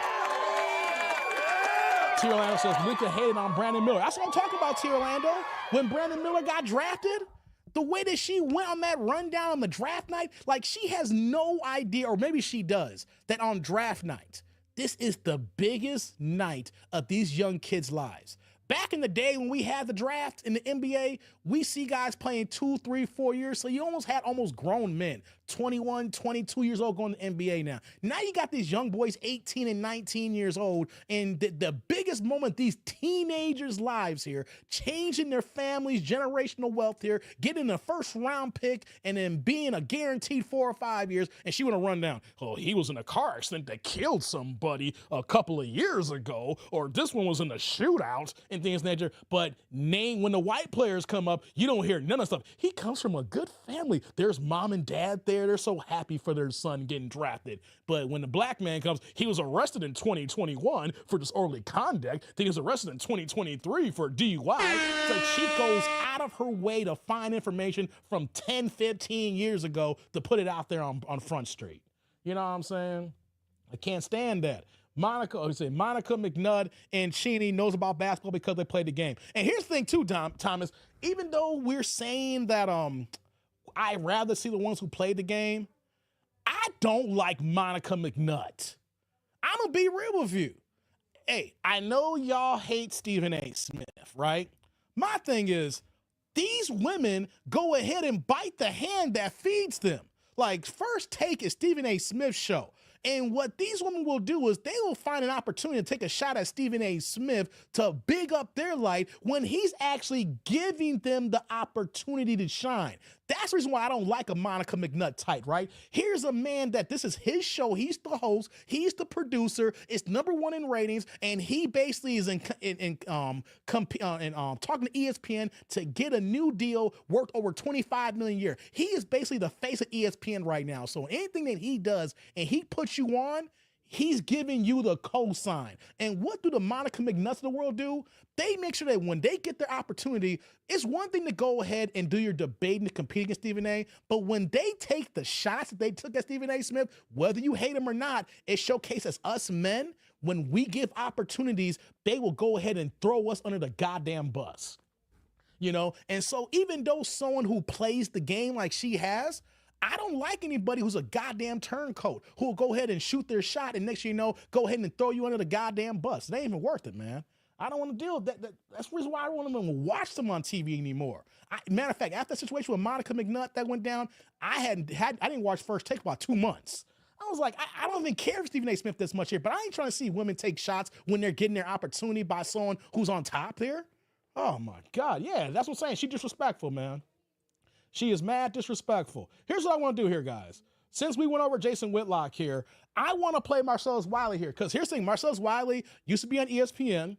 He used to be on Fox Sports. As you heard Jason say, he used to do a host with Jason Whitlock here, right? So he actually had the videos of Acho that, Manu Acho, who allegedly was smashing Joy Taylor. And then these videos were taken down. So what I want to do is I want to play Marcelus' comments here and the videos that he took down because here's the thing here, guys. These videos are like 4 or 5 years old. If there was nothing incriminating in these videos, why would he delete them? Why would he take them down? When you first hear these videos, it's like, what's the big deal here? But then when we hear the context, then when we say allegedly, we're all here. It's like, yo, something really did go down. We may not got all the facts, but something went down here. Let's go ahead and play Marcelus, guys. Say it with your chest. Just got done with rehearsal for the new show Speak, and I got to take a moment to shout out my co-host Joy Taylor. A woman, a black woman, daily show, sports. Do you all realize how hard it is to get into the position that she is in? So often there's misogyny and sexism running rampant in sports, and we don't even care what women have to say in sports.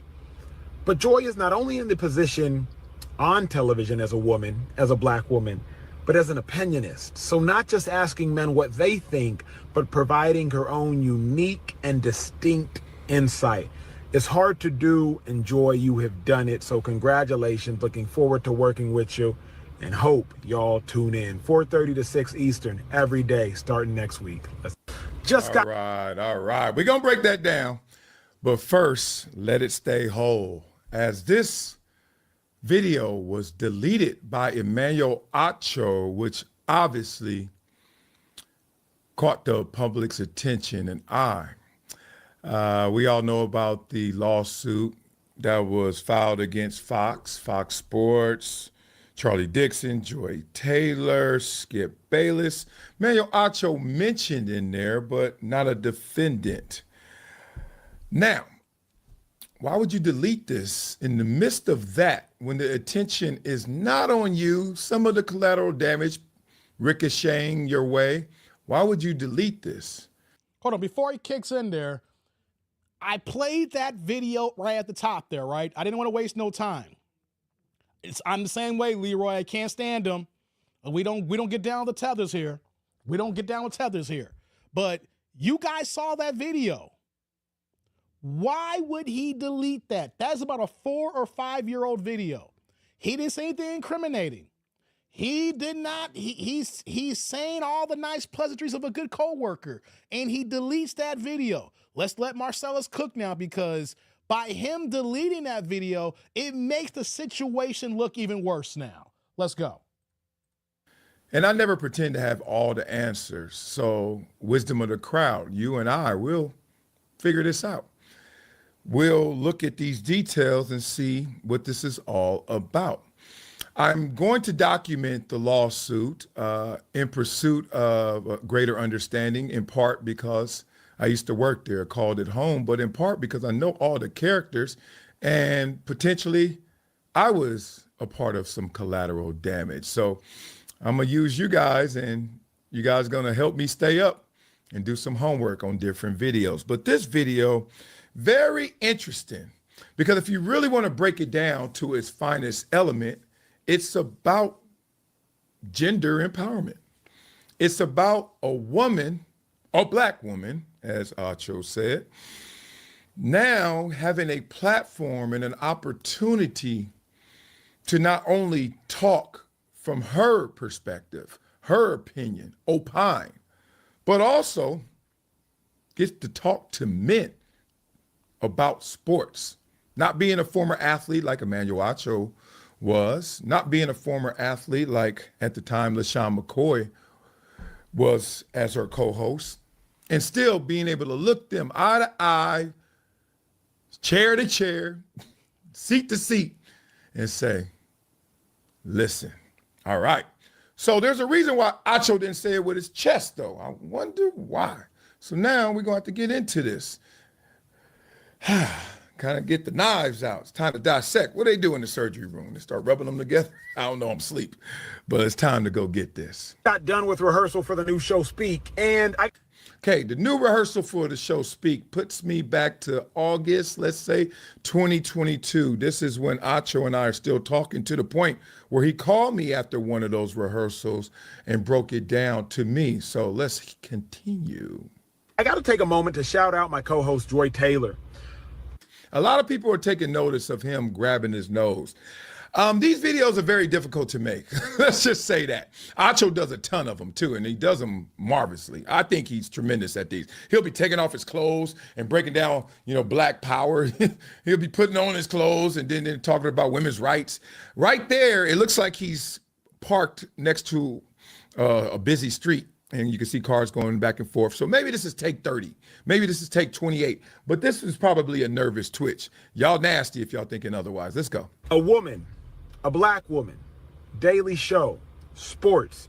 Do you all realize how hard it is to get into the position that she is in? Okay.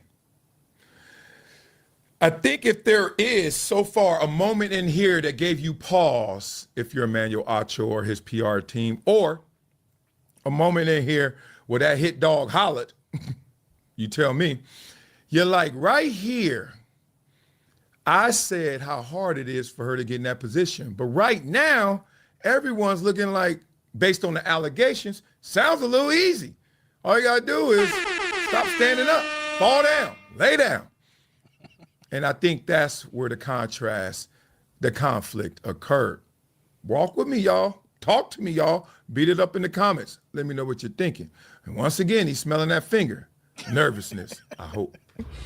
So often there's misogyny and sexism running rampant in sports, and we don't even care what women have to say in sports. And that's a damn lie. But, we running with this lie very far. I care about what you say in sports if it sounds like you know what you're talking about.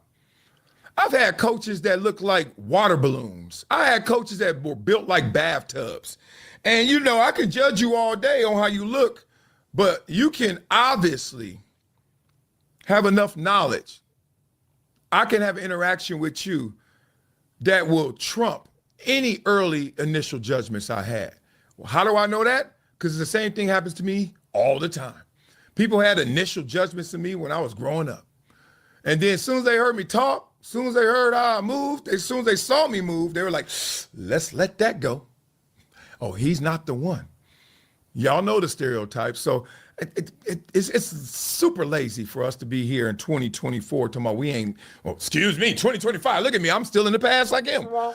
Talking about, I don't want to hear no. Man, are you kidding me? If Doris Burke talking basketball, I'm listening. Stop playing with me. But Joy is not only in the position on television as a woman, as a black woman, but as an opinionist. So not just asking men what they think, but providing her own unique and distinct insight. Okay, takes me back to when, what was it? Dave Chappelle said, no, Chris Rock said it. He said, you want some credit? You're supposed to be like that. Like, oh, you take care of your kids? You know what I mean? Like, you're supposed to take care of your kids. Oh, you ain't never been to jail? You're supposed to not go to jail. Oh, you're a woman talking to men about sports? You're supposed to be able to talk to men about sports. Like, there's so many men. You know how many men never played sports? Never. I mean, not even like Pop Warner. Like, nah, dog. Before even gamers. Just like, dog, I don't play no sports. I'm good. I use this side of my brain. You know what I mean? Let alone how many men didn't play high-level sports, weren't pro like Acho. Just like, we got to, if we want to get past something, you got to get past it. It's the same thing that, Morgan Freeman always says about racism. You want to get over racism? Stop talking about racism. That's what he says. Stop saying I'm a black man, you're a white man. Just stop talking about it. Part of that is true in this situation for sure. Let's stop talking about all these women in sports. I did a show with Michelle Beto. You think I was just quiet because I didn't want to get fined? I was listening. She was breaking it down. I was like, all right. Man, this narrative's old. It's hard to do. Enjoy. You have done it. So congratulations. Looking forward to working with you and hope y'all tune in 4:30 to 6 Eastern every day starting next week. All right. So it was hard to do. There's 2 points of inflection in there. You're like, with these allegations, brings it into question. I'm not going to question that because I don't think that's appropriate for this video right now, because this video is about why did he take that down? Like, why would you dig almost 3 years, two plus years back for that video? How many other videos did he delete? But the point is, why'd you do this one? Was it because there was an overemphasis on how hard it was to get there? Was it because of the emphasis of her being a woman and they are not in this position typically and she is, and you make people wonder why? Because you even sound dumbfounded, which I don't think you should have. So it's like almost overplaying your hand. You got what you need. Why you play it like that? And more importantly, why'd you delete it? So I asked you guys to please tell me, beat it up in the comments.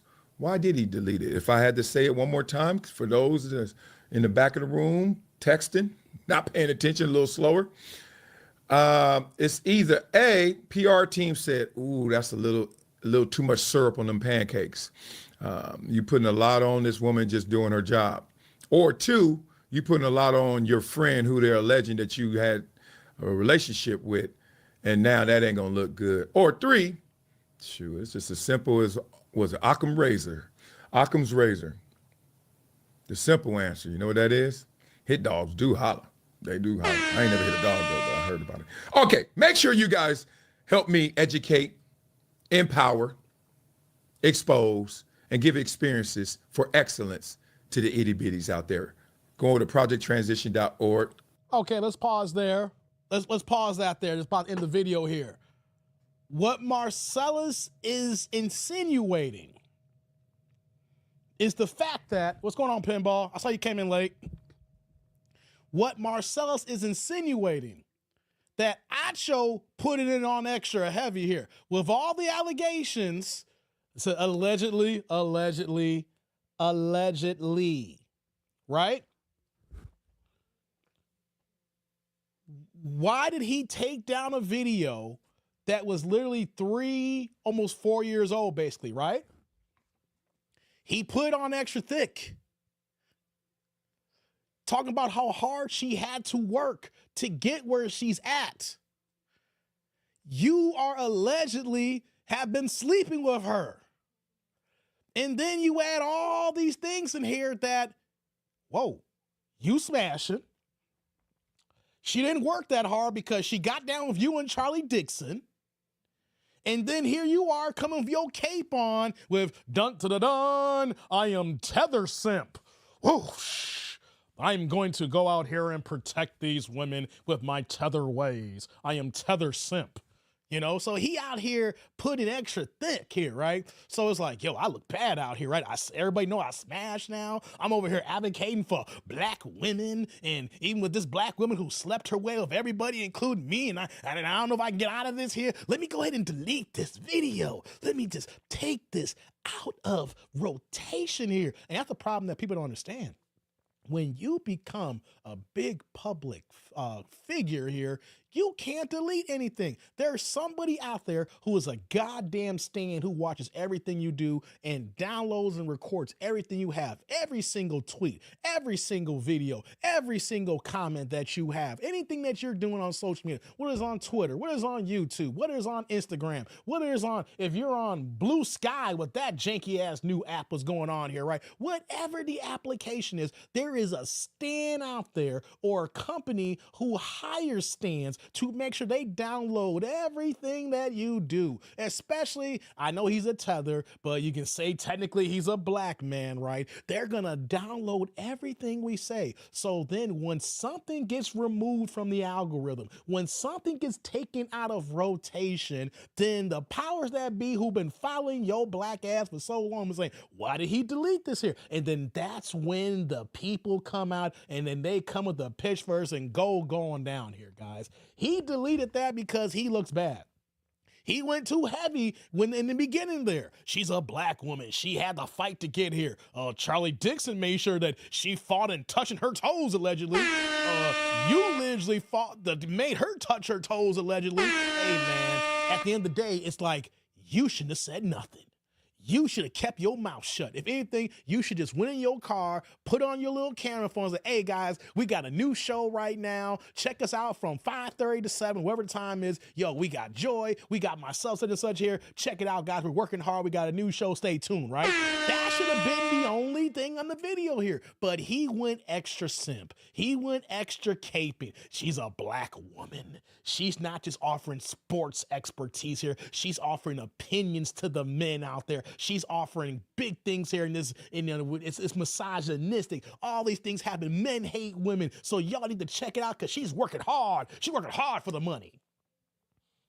That's what happened, guys. He went too hard and everybody saw that and it didn't look good. So he took it down, but people fail to remember the internet is forever. The internet is forever.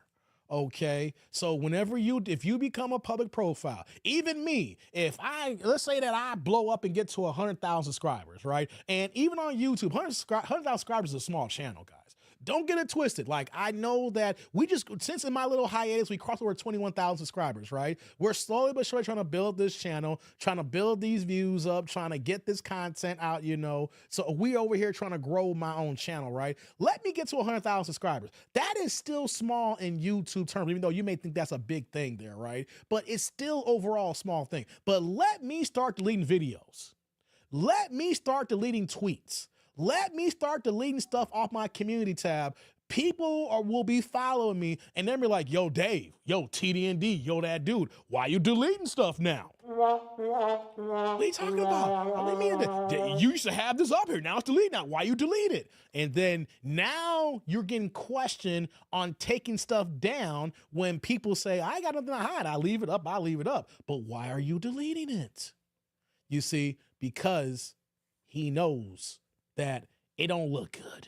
Even though he didn't say much, he still said too much.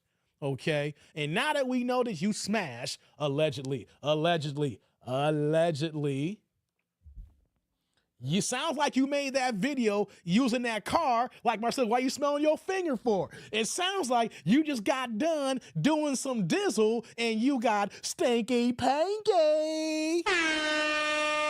That's what Marcelus was talking about there. You and your car, man, get it out of your mind. Why you got your finger by your nose? He in his car because he just left Joy Taylor's house.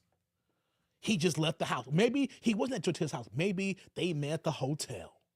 Maybe they met the whole tizzy, right? And he just got done. And they got the green light, the show is going on. So they had a congratulatory smash session. He went and got in and he got those cans and he went ahead and did what he had to do. Acho went in there, right? And then he is in his car and I was like, hey guys, it's Acho here. And shout out to Joy Taylor. And he touching his finger. Shout out to Joy Taylor.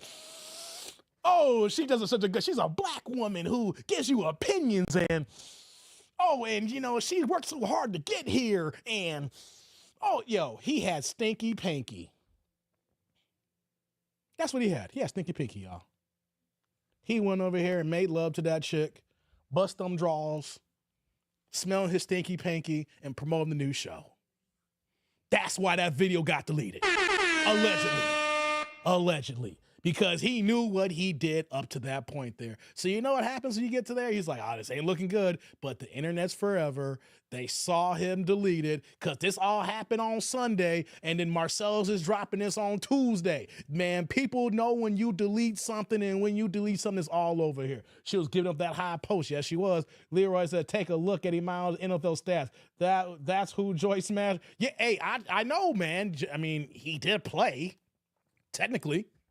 He did play. He got in the league, guys. He got to the league. We can understand, how some people may look at that as like, all right, it is what it is. But the situation is she has these allegations, and Tirlano brought this to my attention too as well. Like, all you hear her say is how hard she had to work at the top. You see her podcast with the other woman and how hard it is for women and how hard they got to work and do all these things here. But did you really have to work hard, allegedly?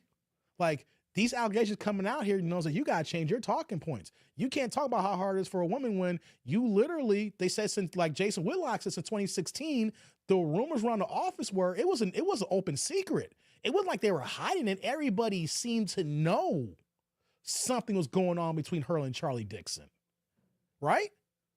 That since 2016, he's saying that, yo, this is what's going on. It wasn't a secret. It's like, yo, this is what people were talking about here, right? It was an open secret. Everybody knew to get down, so everybody knew to get down.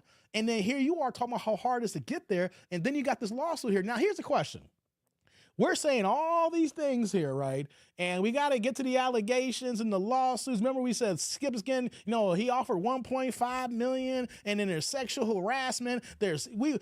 How could we got to come back to the fact that there was coke being passed around the office, by a person who was not an on-air talent, but who was an executive who over here talking about, yo, I got the dimes. I got that Snow White. I got that Becky who want to do bumps next. Like, there's a lot going on, and Fox is saying nothing. You see Joy Taylor dressed like a Jehovah's Witness with her being covered up this whole week here, right? You're seeing Acho deleting videos and whatnot here. It is a whole cluster. Yeah, I hit use the censor button there. I wanted to use that because it is just one big old giant cluster,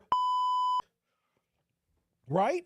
And so like Tirolano said, the Fox is not coming out because less and more. They're not trying to put anything out there. They're hoping that they're not saying anything and that hopefully this dies down and that this is the hot button topic for the week. And hopefully it was now January 8th right now. They're hoping they can get to Martin Luther King holiday and this is not that big of a story. I'm telling you guys, like the way news cycle works and how media moves, and this is the hot button topic for this week right now, the executives at Fox, Joy Taylor, Emmanuel Acho, everybody over there, Charlie Dixon, they're basically saying, we're not going to say nothing. You need to dress up and put some goddamn clothes on. Acho, you need to delete some goddamn videos. You stop bringing coke into the goddamn room here. Stop bringing coke to work here. We can't have people high at noon right now, right? We need a coke-free zone right now, right? We need to get to MLK Day, right? We need to get to the election. Let Trump get inaugurated. Let's get to MLK Day, and hopefully we'll be in the clear, and we'll deal with this lawsuit when we deal with the lawsuit when an update occurs here. That's what they're hoping for here. That's why they're staying quiet. That's why she's dressing up and being all covered up like a Muslim now and all this stuff here. So this is not ending yet, guys. This is not ending, but here's one thing I want to say too as well. The lawsuit looks janky. Here's the funky thing, right? Here is the funky thing of it all. The lawsuit looks janky, but even if the lawsuit looks janky, the allegations is still so nasty. It's still so juicy. And the things that were happening, even though that's not part of the suit that she put in there, it was like a bomb that just detonated. Even if I don't get a check, I made sure that the people involved, they knew I was there for 12 years and they gonna feel my pain. That's what that woman did when she dropped that lawsuit. Even if I don't get a check, these people are going to have to deal with these allegations for the rest of her life, especially a woman like Joy Taylor. Here's what we got to remember here. This is a woman who dropped the lawsuit and in her complaint dropped another issue on another woman because Joy Taylor basically said, you need to deal with that girl. I can't help you. And if something happens to me, I'll just me too my boss. You see, Joy Taylor thought that she had it all planned out, but she thought that there was this woman code. There is no such thing as a woman code, guys. Women fight for themselves. It's every woman for themselves here. There is no woman unity.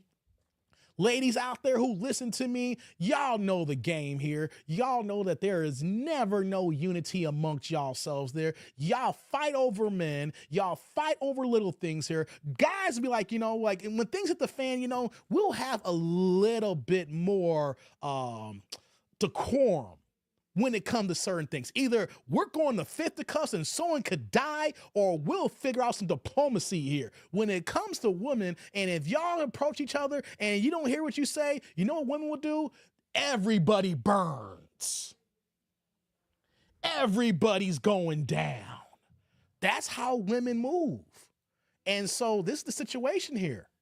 Even with the lawsuit looking janky, saying that Skip offered 1.5 million, right? And there's so many things I didn't even talk about with Skip here, right? Because the situation with Skip Bayless, that there was some interactions where she even said that they was going back and forth, and she was like, look, I can't do certain things, you know, and then Skip was like, hey, don't worry about it. I got you. Skip was being Joe. Skip was trying to be a shoulder to cry on, allegedly, you know. Jay's like, UNITY. Hey, what's going on, Jay? I didn't see you come in. Who you calling? UNITY. UNITY, that's a unity. UNITY. You know, or let's do it old school, right? When I messed up. UNITY, UNITY, that's a uni. Who you calling a bitch? Hey, I had to go back to the chipmunks there. I'm gonna keep doing that every once in a while, guys. I gotta make fun of myself. I gotta make fun of myself. 1.5, I was that woman. She was getting one. Okay, what's going on, Pooh, man? Yeah, you ain't a bitch, you a hoe. Here we go, says Sheila. Yeah, I'm quoting the hook. Shout out to Queen Latifah. Latifah, yo. Queen Latifah in the house. But you know, women will do one thing, and when they feel that they're not locked, stock, and barrel together, they will drop the bomb on the whole thing. They will blow up the whole spot. So as janky as this lawsuit looks like here, guys, as janky as it is, you want to know something? The damage has been done. It doesn't matter. She does not get a penny. The part of the lawsuit that she wanted to do was to expose what the hell was going on. And so everybody involved in this lawsuit, even if your name is listed, but you're not involved, like you could be named in a lawsuit, but you're not involved in the lawsuit. Just by having your name mentioned, you're stuck now. That is in internet lore, that is in social media lore for the rest of your careers. It's always gonna come back to saying, yeah, Joy Taylor, the one who smashed her boss. Oh yeah, and she smashed Asho too as well. Yeah, her brother's a Hall of Fame player, but you know she didn't earn it, even though she claimed she earned it. Oh, Asho, yeah, you be smashing your co-hosts and everything like that. You be caping for these women who you smash and everything, right? Oh, Charlie the executive, yeah, he smashes his employees. Yeah, the other dude, oh yeah, he bring coke into the boardroom.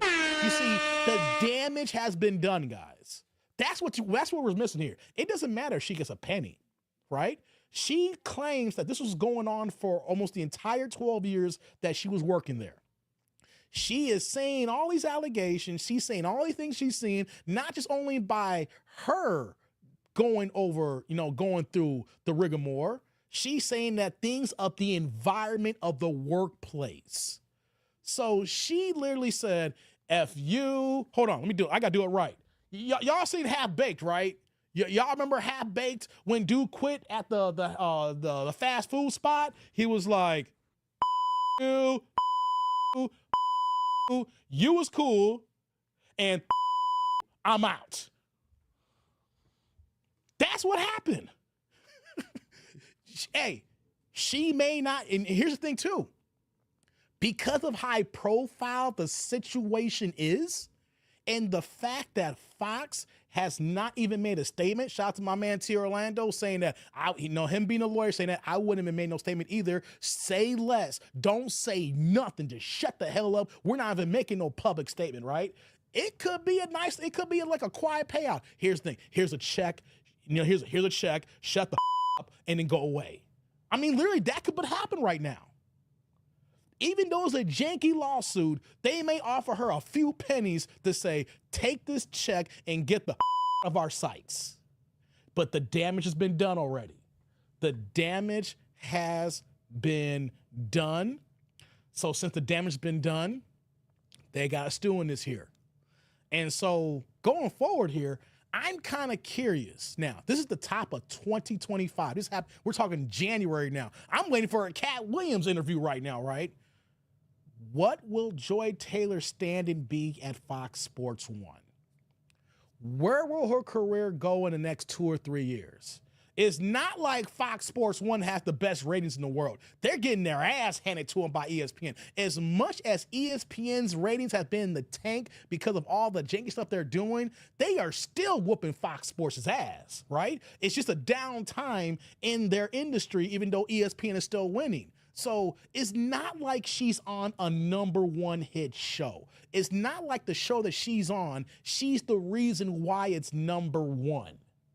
So I want to know, going forward, how this impacts Joy Taylor, how this impacts Acho, how this impacts the executive Charlie Dixon, who's been there forever, right?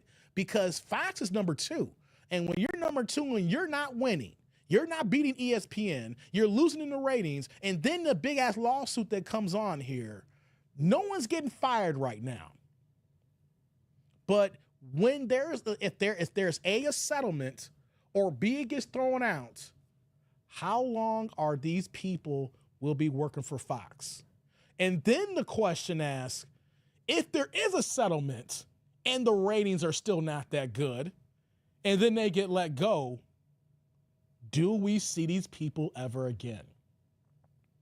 I'm going to just make a mild prediction right now, guys, because my statements I'm going to say here right now would be a little bit different if these same players were on ESPN. We're talking about FS1. We're not even talking about the main Fox channel here, right? You got to remember, FS1 is their second channel. This is the secondary channel. This ain't their main base channel. This is the secondary channel. FS1 is the equivalent to ESPN2. Guys, let's let that sink in again, guys. FS1 is the equivalent to ESPN2. If you got a show on ESPN2, you're just hoping to get by, and hopefully that you can get on late nights on regular ESPN, and hopefully you can stay on a little bit longer here. ESPN is not like, I got a breeding ground, I'm gonna make it last here. I'm gonna make it last forever. No, you're not. No, you're not. You better hope these ratings stay up, or you're gonna be gone by season 3. So I'm gonna say this on the record here right now. Fox Sports 1 doesn't have crazy ratings. They get their ass handed to them by ESPN, even though that the whole industry is down. If there is a settlement or even it gets thrown out, I'm going to say that at least 50% of the people involved in this lawsuit will be let go after a considerable amount of time once this all blows away. It's not going to happen right now, because you already know they got contracts and then how big the situation is, and someone may drop a dime and try and take everybody down. Once this dies down, you're going to see heads fall. Because here is something that I want to throw to you guys out there, and I was talking to another YouTuber. I was going back and forth into it here. Hey, what's going on, Miss Coleman? Good to see you. Here's one thing that I was saying to another YouTuber. I got into like a little debate, and we talked on the phone and everything like that. And I was breaking something down to what I deal in corporate America here, but this applies to the situation here. There are two main things that when you work in these type of environments that have a big play in your employment: monetary impact and reputational damage. Is there any professionals here that work in environments where that those are two main things that come into play in your workforce here? Some people, no disrespect to the average workers, the worker bees, this may not apply to you guys here. This may not apply to a lot of people here. Matter of fact, it don't apply to it for majority of the workforce. It don't even apply to 90% of the workforce. This doesn't apply. It applies to a certain demographic, and this applies to what we're talking about today's live stream here. Monetary impact. Monetary impact and reputational damage. When you work in corporate America or you work in a high entity, those are two mainstays that, if you are on a high level plane, can impact your career, your employment, if you still working here. Name names, TD&D. No, Tierlando, I'm not doing that right now. No, don't do that. No. Let me repeat that one more again. I want for the people in the back. Hold on. I got my megaphone out, and I want people who are ninja watching right now. You got your phone down, you got me on TV, and you got your backs turned. I'm trying to get the megaphone out so y'all can hear me because I'm pointing this out because a lot of people don't understand this. And when I explain to certain people, they just don't understand, God damn it. Let me get the megaphone here so y'all can hear me in the back here. I need y'all to hear this loud and mother, you know it clear. One more again, guys. One more again. Monetary impact. Now, when we talk about monetary impact, they work on a show of advertisers. People pay for those slots, for those commercial slots in between the breaks. If you have people dropping out of sponsorships and paying for commercial blocks because they don't want to deal with that kind of blowback that's on this particular show, that's the monetary impact. You can calculate those dollars when people start pulling out. If people start, even though you might replace those ads may be less than the original ad buyers. If you have to replace new ad buyers, but the new ad buyers are paying less, that is the monetary damage. That is the number that you can calculate. Number two, reputational damage.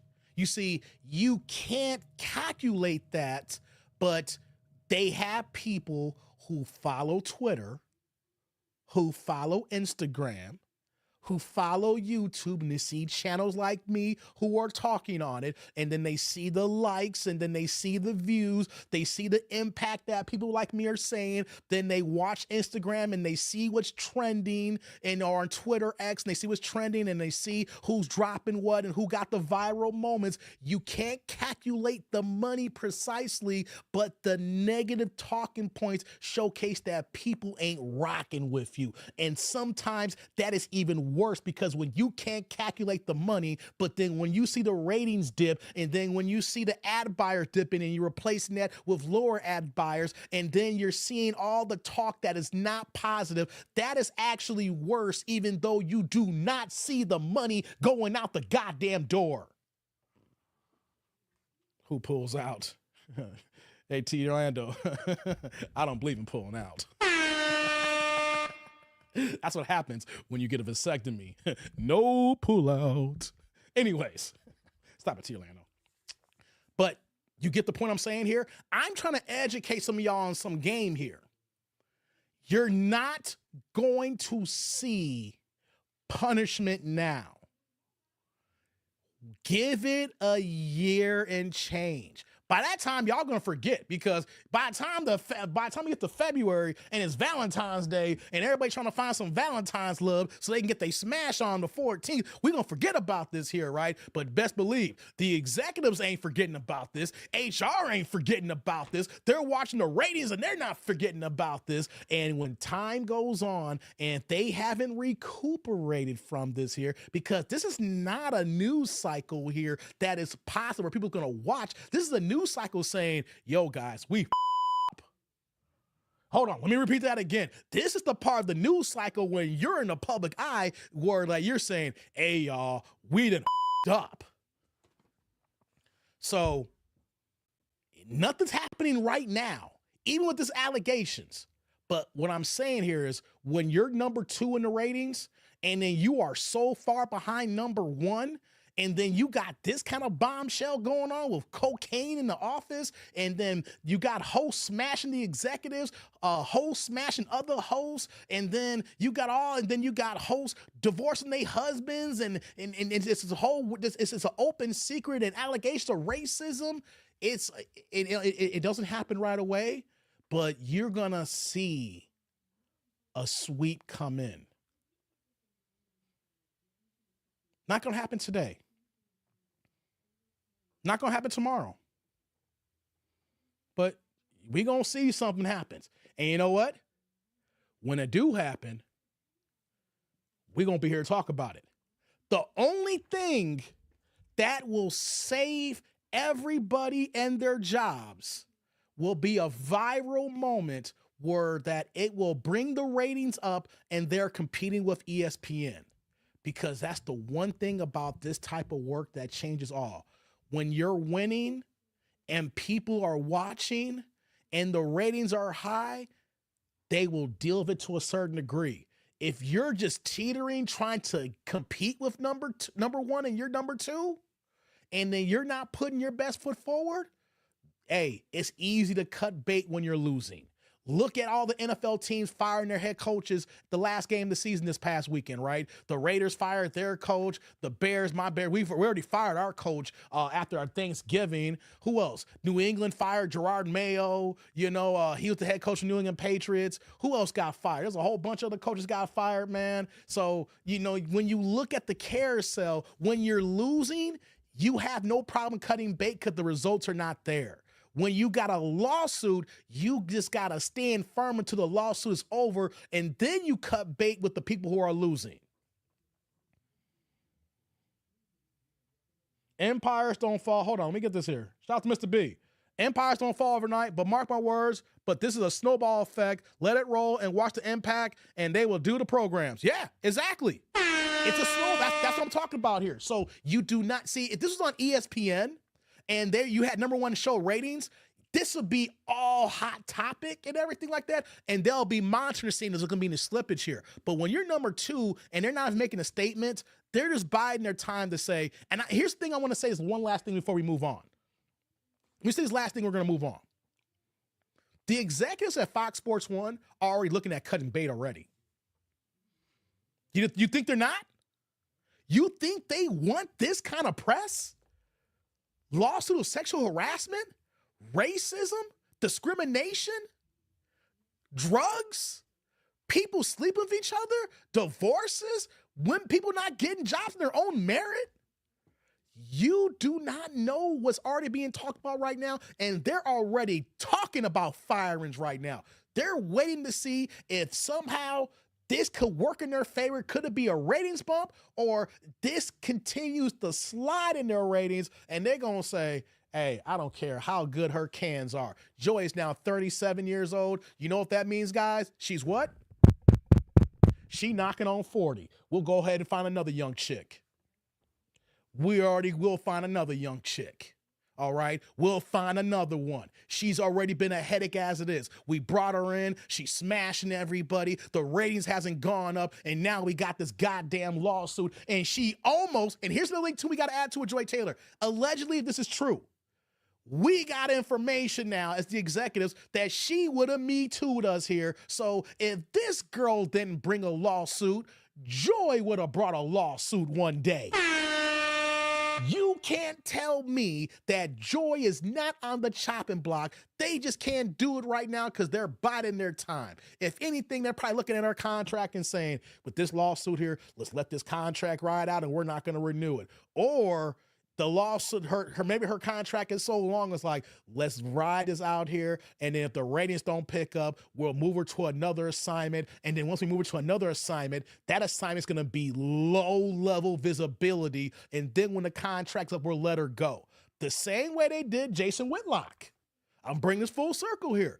Jason Whitlock did not have a major allegation and lawsuit, but his rating sucked. And you know what happened when his ratings sucked? They moved the show's time slot, then they moved him, and then they released him.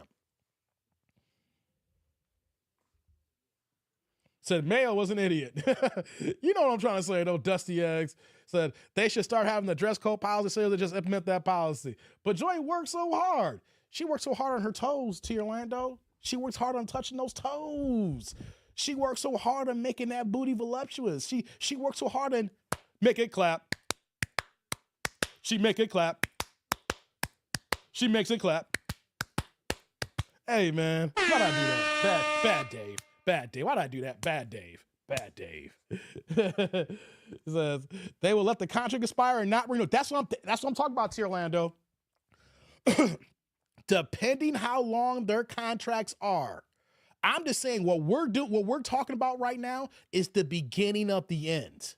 It's one thing if these were number one shows and they had top sponsors, had top ratings, and top ad billing, and they're making money throughout the wahoo. They're getting their ass handed to them by ESPN. And then you add this here, you know what they're going to say? It's time for another reboot. Skip Bayless is already gone. We didn't pay him. His contract was up. We let his ass go. We didn't get no bang for the buck for it. We had Skip Bayless for 9 years to compete with Stephen A. Smith, and he didn't even put a dent into the ratings here. So we let his ass walk now. And then you look at Joy Taylor, it's like, man, we got a lawsuit from her now because of the lady allegedly went to her and says, it don't matter anyway. So guys, it's only a matter of time. So the only thing that's going to save everybody in this lawsuit is ratings and ad buys.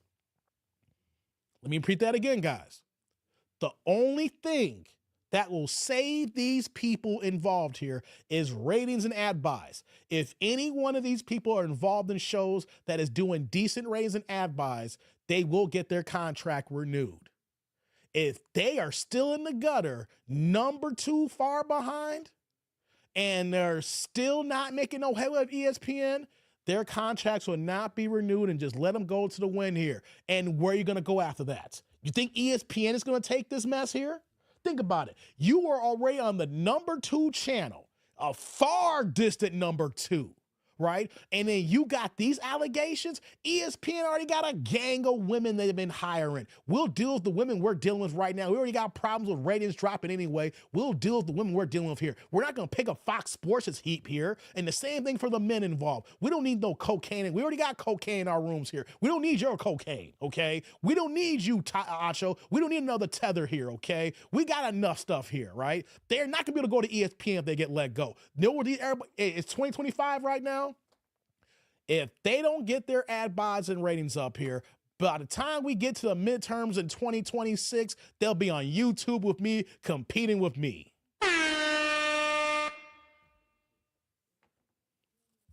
I said it.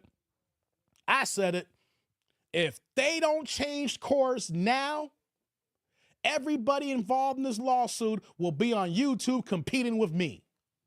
And I got a head start because I understand YouTube and I'm in the game and I ain't got to pay no one to do my channel. All right. I may be working it slow here, but you know what though? I got a head start on them already. And you know, when it comes to Joy Taylor, she already got her own podcast and no one's already watching that crap because it's like doo-doo on the street. It's just sitting there and stinking like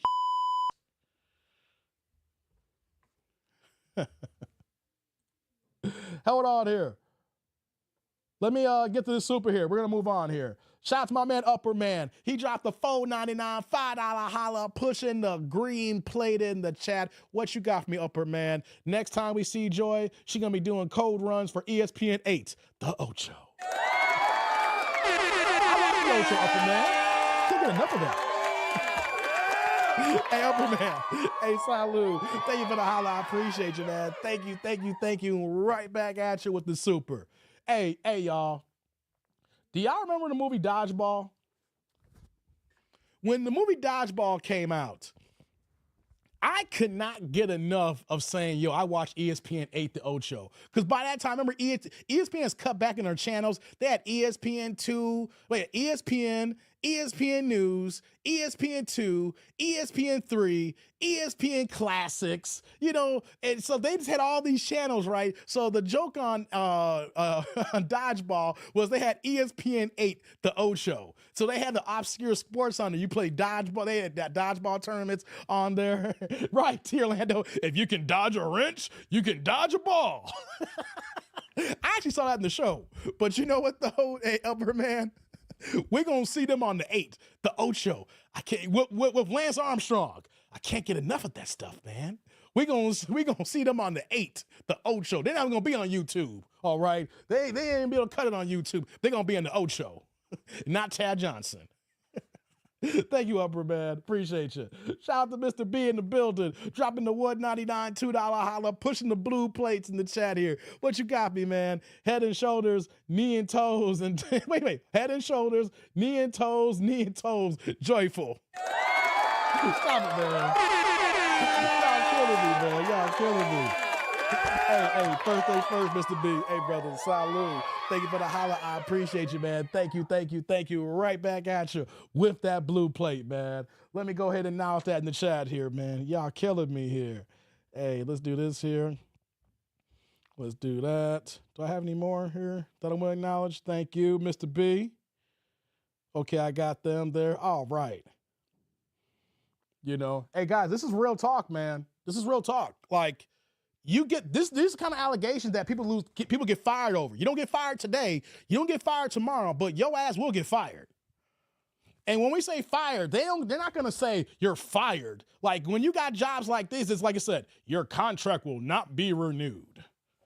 You could be in the middle of contract negotiations. We need to pause this here right now. We got to make sure everything is okay. We need to pause this here. Pause. Why you call him Glorilla? Hair, face, ass, titties. Why you call him Glorilla, man? Oh, don't be calling Glorilla in the chat here, man. Hey, did y'all see that? Hey, speaking of Glorilla, y'all see that outfit that Glorilla had on when she went out? She basically had nothing on but that tan top. The only thing is covering her titties. All this is open, and then she got some tight ass spandex shorts on. Y'all see that Glorilla outfit that she had on the other day? Anybody see that? I'm just curious. Press the one in the chat if y'all seen that outfit of Glorilla. Hey, Tierlana, did you see that outfit of Glorilla? Sheila, anybody, Nutritionist Life, said joy to the world. Hey, did anybody see Glorilla's outfit? If not, you can go on Instagram or Twitter and just type out Glorilla's outfit. Y'all seen that? Hold on. Let me see. Can I pull that up here? Hold on. Have y'all seen this outfit here? Hold on. Am I able to pull it up here? Gorilla. Hold on. I'm curious. Anybody see that? I'm see if I'm able to pull this up here. I don't see it here. God dang, I gotta go on Twitter or something. Did y'all see that? Gorilla, what's with these names? Sheila says. First Megan Stallion, then she thinks she's a male horse. Hey, I'm just saying, have y'all seen that Glorilla outfit that she rocking? Hold on. I got to see if I can find it here. I'm just curious if y'all seen this here. Hold on. I may not be able to, I might do this in another live stream. I don't feel like wasting too much time. No, that's not it. Hold on, let me go over here. Okay, I think I found it. Guys. Shout out to the internet. Shout out to quick searches. Here we go. I might get demonetized for this one.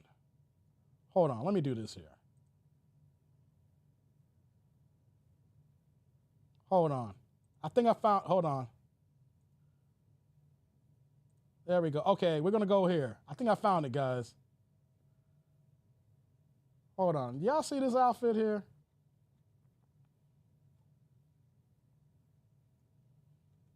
Hold on. Here we go.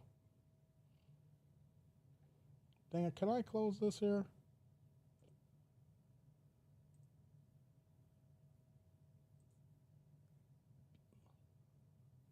Hold on, guys. Stop sharing.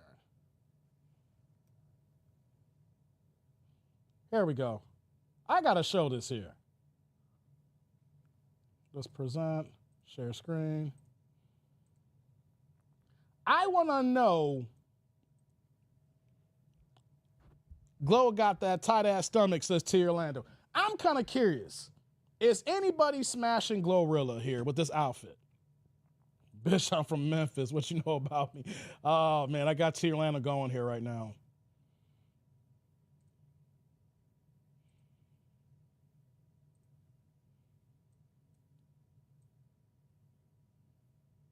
There we go. What y'all think? I'm curious. Who's getting down with Glorilla here? Before we move on. Before we get going on here, this is what she wore. This is what she wore the other day. Who's rocking this here? Who's getting down with Glorilla? Fellas, just for the fellas here, guys. It's only gonna be a few seconds here. I'm curious. Who is getting down with Glorilla with this outfit that she's rocking here? Because she's been in the gym. That's one thing's for sure. She has been hitting the gym, right? I need the fellas outside of T. Orlando to comment here, okay? Who is getting down with Glorilla? Where y'all at, tribe? Where y'all at? Where y'all at here? Okay, who rocking with this here? Who rocking with this here? I need the ladies, don't comment yet. I need the fellas only right now. Fellas only right now. Okay, hold on. I'm definitely smashing, says T. Orlando. Jesus Christ, Lord. It says, how about Ice Spice getting booed off the stage for being 30 minutes late? No, I didn't hear about that. She's been, I didn't know about Ice Spice. What about her losing like 100 pounds? She looking anorexic right now. She looks sick these days. Ice Spice lost her thickness, y'all. Wait a second. That's last call at 2 a.m. off the liquor. Hey, come on, nutrition. Hey, Jurgen says, Jesus. 304 uniform. Oh, come on, Sheila. An STD? Come on now. Oh, my. 304 says, she looks like a harlot from Conan. Hey, shout out to Arnold Schwarzenegger, okay? Said these dudes capping. Diet Spice, yeah, she looked horrible, man.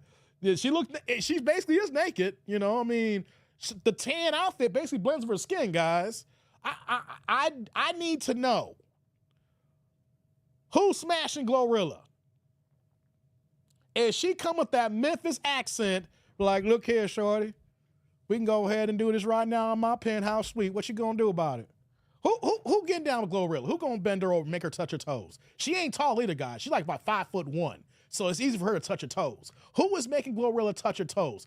Fellas, press a 1 in the chat if y'all getting down with Glorilla. Press a 2 if you're saying, nah, Dave, I ain't down with this here. Fellas only. 1 in the chat saying, yeah, Dave, Glorilla's getting that smash. 2 saying, Dave, this ain't it for me. What y'all saying here? Leroy says, not a Glorilla, too many bodies on her. Okay? So Leroy is the first one that said, well, we already know what T. Orlando's saying, but we got Leroy saying, nah, here. MOP saying, oh, MOP said, I'm in. He says, me. Hey, this is MOP right now. Me. I'm smashing Glorilla. Me, I'm MOP. Says, I couldn't get past her voice. She has to chef the whole time. Okay, use a ball gag then. MOP got one. He dropping extra ones. What are you saying? I bet my left nut she got that hot tour. Okay. Jurgen says 2 for the no.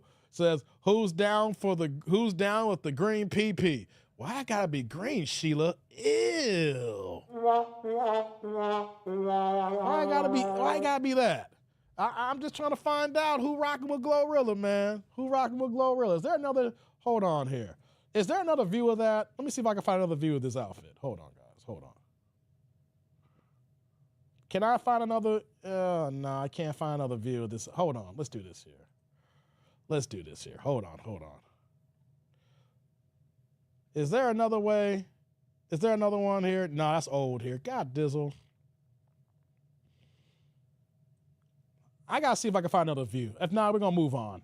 One more second, guys. This is for the fellas here. This is for the fellas.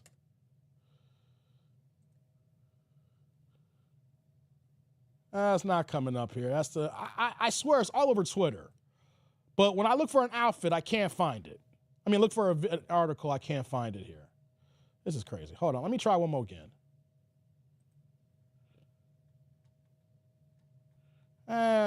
Well, you guys got the gist, guys. I won't do it no more. All right. Her body is bodying, says T. Orlando.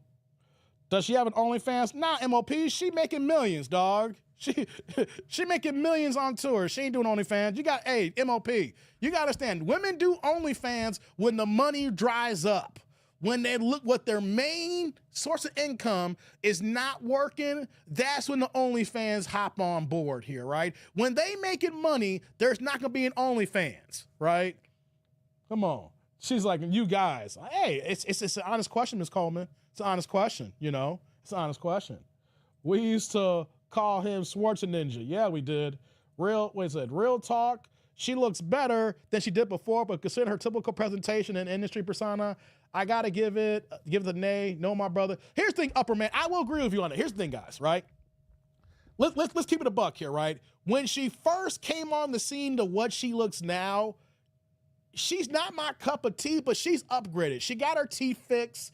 She got her skin cleaned up. She's been working out in the gym, so she got a good shape. You see her thighs, she got abs, things of that nature. My problem is she got too many tattoos, and that's just not my get down. But but hey, if it was a drunken night and I had a couple of old fashions, I ain't gonna say a ninja can't handle what a ninja can't handle.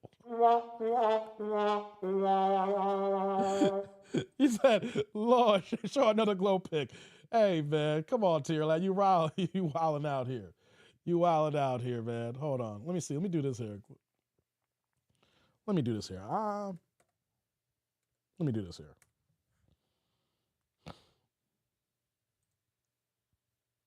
Nah, it's too. I can't. Hey, maybe next live stream, Tier Orlando. I get your next live stream. I get your next live stream. We'll talk about Glorilla another time. How about that? That kitty isn't dried up. Hey, y'all killing me. Says ninjas in the chat capping like they wouldn't smash. He says, give me some St. Eyes in the black light. Hey, I haven't had, man, remember that crooked eye St. Eyes, man? Hey, Thomas, when I was young, I could get some, when I lost my fake ID back in the day, I could sneak in and get some St. Eyes without them card in my black ass. Hey, man, me and St. Eyes used to have a lot of drinks, man, that crooked letter. Didn't Wu-Tang do the advertisement for St. Eyes? Hey, man. How old is she? I don't know. I gotta check it out. Yeah, she got body. It's just the tattoos. To see the problem with the tattoos make her look off. Like, if she didn't have all those damn tattoos, I bet y'all be singing a different tune, right? Even though we know what the music she makes, right? We know the music she makes, right? We know F nigga free, right? We know that one. We know all the joints, right? If she didn't have the tattoos with her teeth fixed and got her skin taken care of, y'all look at Glorilla differently. The tattoos is what throws it off, guys. I get that. Says, I respect the honesty. I know all the men in my fan would smash. Yeah, I'm just saying, just keeping it a buck here. Okay, guys, let's do this here. I still got time here. So I'm giving the chat a few options here right now. We can cook TGIF by Glow is right. Come on, T. Orlando. You over here simping right now for some Glorilla right now, dog. Yo, calm down, T. Orlando. I didn't know you got down for her like that, man. I know you in Atlanta and Memphis, you rep the South. Calm down, brother. Calm down. Okay, I'm gonna give the chat an option here. We're literally at the 3-hour marker here. Normally, I would end my live streams right now, right? Like, we're at the 3-hour marker, I did a whole show. I had a whole theme. I went through the whole thing, didn't deviate from the plan here, right? So I'm sorry, I'm putting my belly on her back. She sucks. Hey, man. Hey, George. Hey, you know what, George? You've been here for a minute, man. Where you at? Hold on. Where is it at here? It's not. Where's it at here? 1 second here. I don't see it over here. Who's this? Hold 1 second. I got a text here. Oh, snap. He died. Okay. Hey, what's going on, Quick? Quick in the building. Someone died here. Someone told me someone had died. Where are you at? I don't see you here. What the heck's going on here? 1 second, guys. Something's going on my end here. I want to give y'all an option, though, while I'm figuring something out here. I can move on to another subject and I can cook for about another hour, or we can do some Kendra G reaction videos. I can do one video and I know I will cook on that video for about an hour, or we can do some Kendra Dick-nanigans. Either way, though, it's all Dick-nanigans. One video Pooh Man sent me, the other videos other folks sent me here. Hold on here. So I'm leaving it up to y'all here. I can cook for a little bit longer here. Let me do this here, guys. Give me 1 second. 1 second. I got to fix something here on my end. Something's wrong on my end here.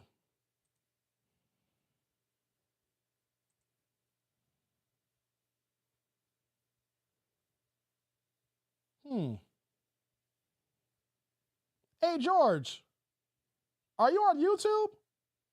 How are you commenting?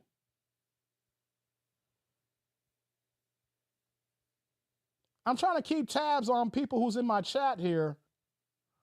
And I don't even see your name in the regular chat here. I see you on StreamYard, but how the hell are you chatting? Okay, there you are. That's weird. There you are. Something's going on here. There you go. You've been here long enough, George. Welcome to the Wrench Gang. There you go. There you go. There we go. There we go. Hey, George, welcome to the Wrench Gang, George. Next time you comment, you should have a blue wrench. It shows up now. It's not showing up on my end here, but it shows up now. I just gave George a wrench. He's been here long enough, guys. What you saying here, quick? You talk about the Canadian Prime Minister resigning due to Trump bullying him? Nah, I ain't talking about that, man. Trudeau. Hey, Trudeau, man. He punked out like a little. Hey, man, he dropped out like a little bee, man. He was worried about Canada being the 51st state. He was like, not on my watch. Not on my watch.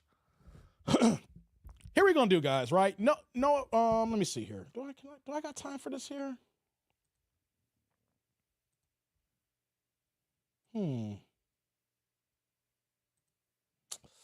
I got a tough decision here. There's this one video that Pooh Man sent me, and then there's these other videos here as well. Yeah, welcome to the Wrench Gang.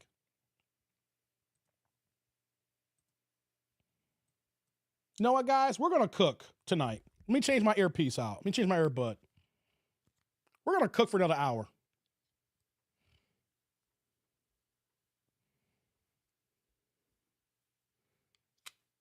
Hold on, tribe. Hold on.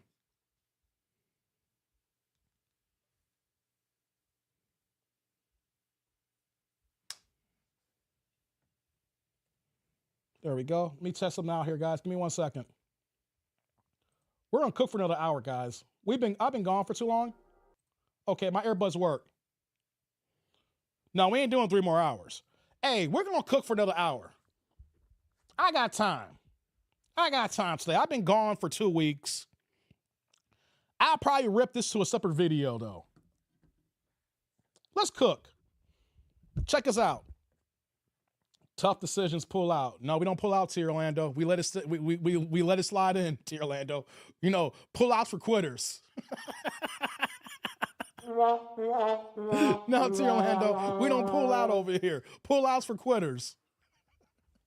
Pull outs for quitters, okay? We ain't pulling out over here.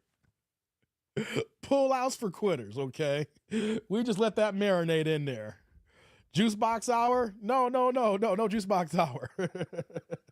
Okay, guys, check this out. Let's cook for another hour. I got time. It's 8 o'clock.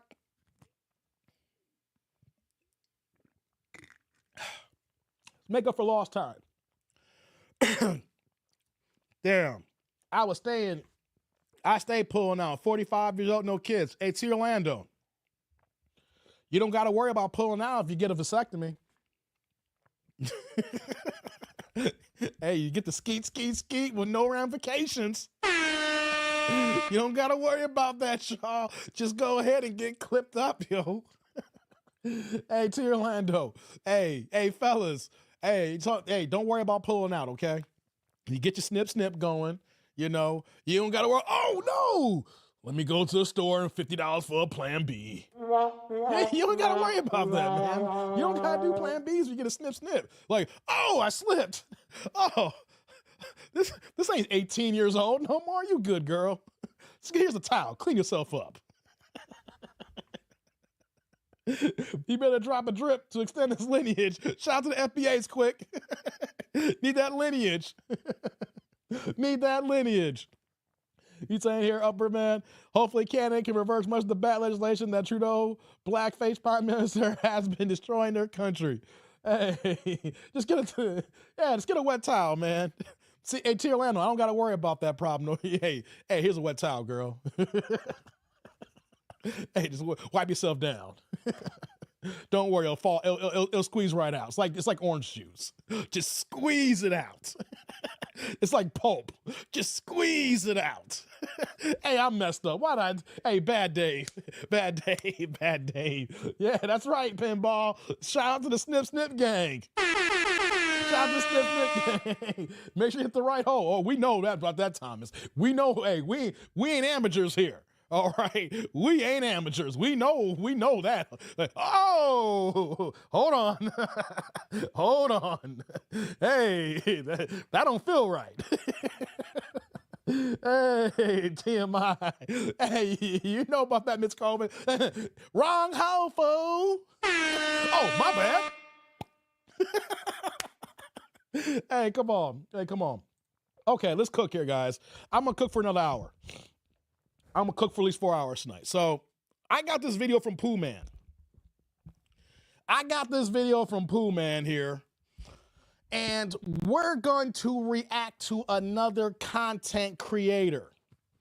I like this guy too. He's a good brother. I followed his videos. I don't watch him all the time because the thing, guys, when you're a content creator, you can't always watch everybody, especially when you're trying to develop your own flavor, your own sound. Like, I know how I move now, right? But I don't like watching a lot of people because I don't want to sound like them. You know what I'm saying? I watch certain people, for entertainment, but I'm not trying to watch a gang of YouTubers, because when you start watching a gang of YouTubers, you can't be a YouTuber yourself because you're too busy watching YouTube. You're not making your own YouTube content, right? So we're going to react to, hold on 1 second, guys. We're going to react to, 1 second, guys, 1 second. There he is. Let me pull it up here. We're going to react to Media Man. You guys know who Media Man is?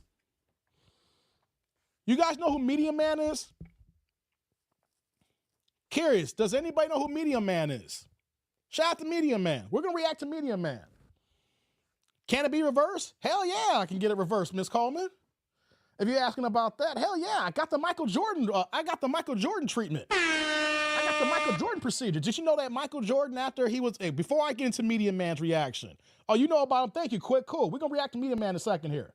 Check out, yes, you can get it reversed, Ms. Coleman, because I got the same procedure that Michael Jordan got done, okay? If you guys don't know, Michael was married. He's been married twice now. His first wife, Juanita, he had 3 kids. We all know about Marcus. He's out here wilding out with all the old chicks now. He's Nicole Murphy right now. He got a daughter named Jasmine, and then there's Jeffrey, right? After his 3 kids, Michael got a vasectomy. He snip. That's why you never seen Michael no illegitimate kids. Mike's not only the greatest of all time, he the GOAT, baby. He the GOAT. You know what I'm saying? He knew how to play it right. You ain't gonna catch me with no side babies. But before he got remarried to his second wife, part of their prenup, T&D want to be like Mike. Hey, man, we from Chicago, man. We represent, But part of the prenup that he had with his new second wife, that she was not going to get married without having kids. She's like, I'm not going to marry you. You're older anyway right now. You got a vasectomy. You got to prove you can have kids. Why would I waste my time with you, right? And Mike wanted to be with her. They had this prenup, so he went back under the knife,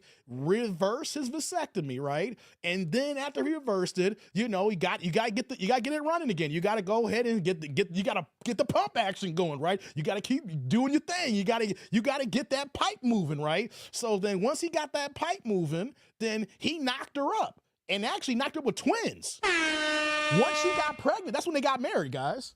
Did you guys know that? Once he got the vasectomy reversed, then she got pregnant with twins, then that's when they got married. And then when they got married and the twins were born, he got the vasectomy again, did the snip one more again, and he's done now. So Mike got 5 kids. He got twins with his new wife, current wife, and 3 of the other. So yes, it can be reversed. The key is that it needs to be done with no later than the absolute cutoff time is like 15 years. But if you really want to go back and have kids again, you need to do it between the 10 to 12 year mark, basically, right? You do the 10 to 12 year mark and then you reverse it, then you have a chance. After 15, you're kind of playing craps right now, So yes, it can be reversed. So yes. See, Upper Man said it too. Yeah.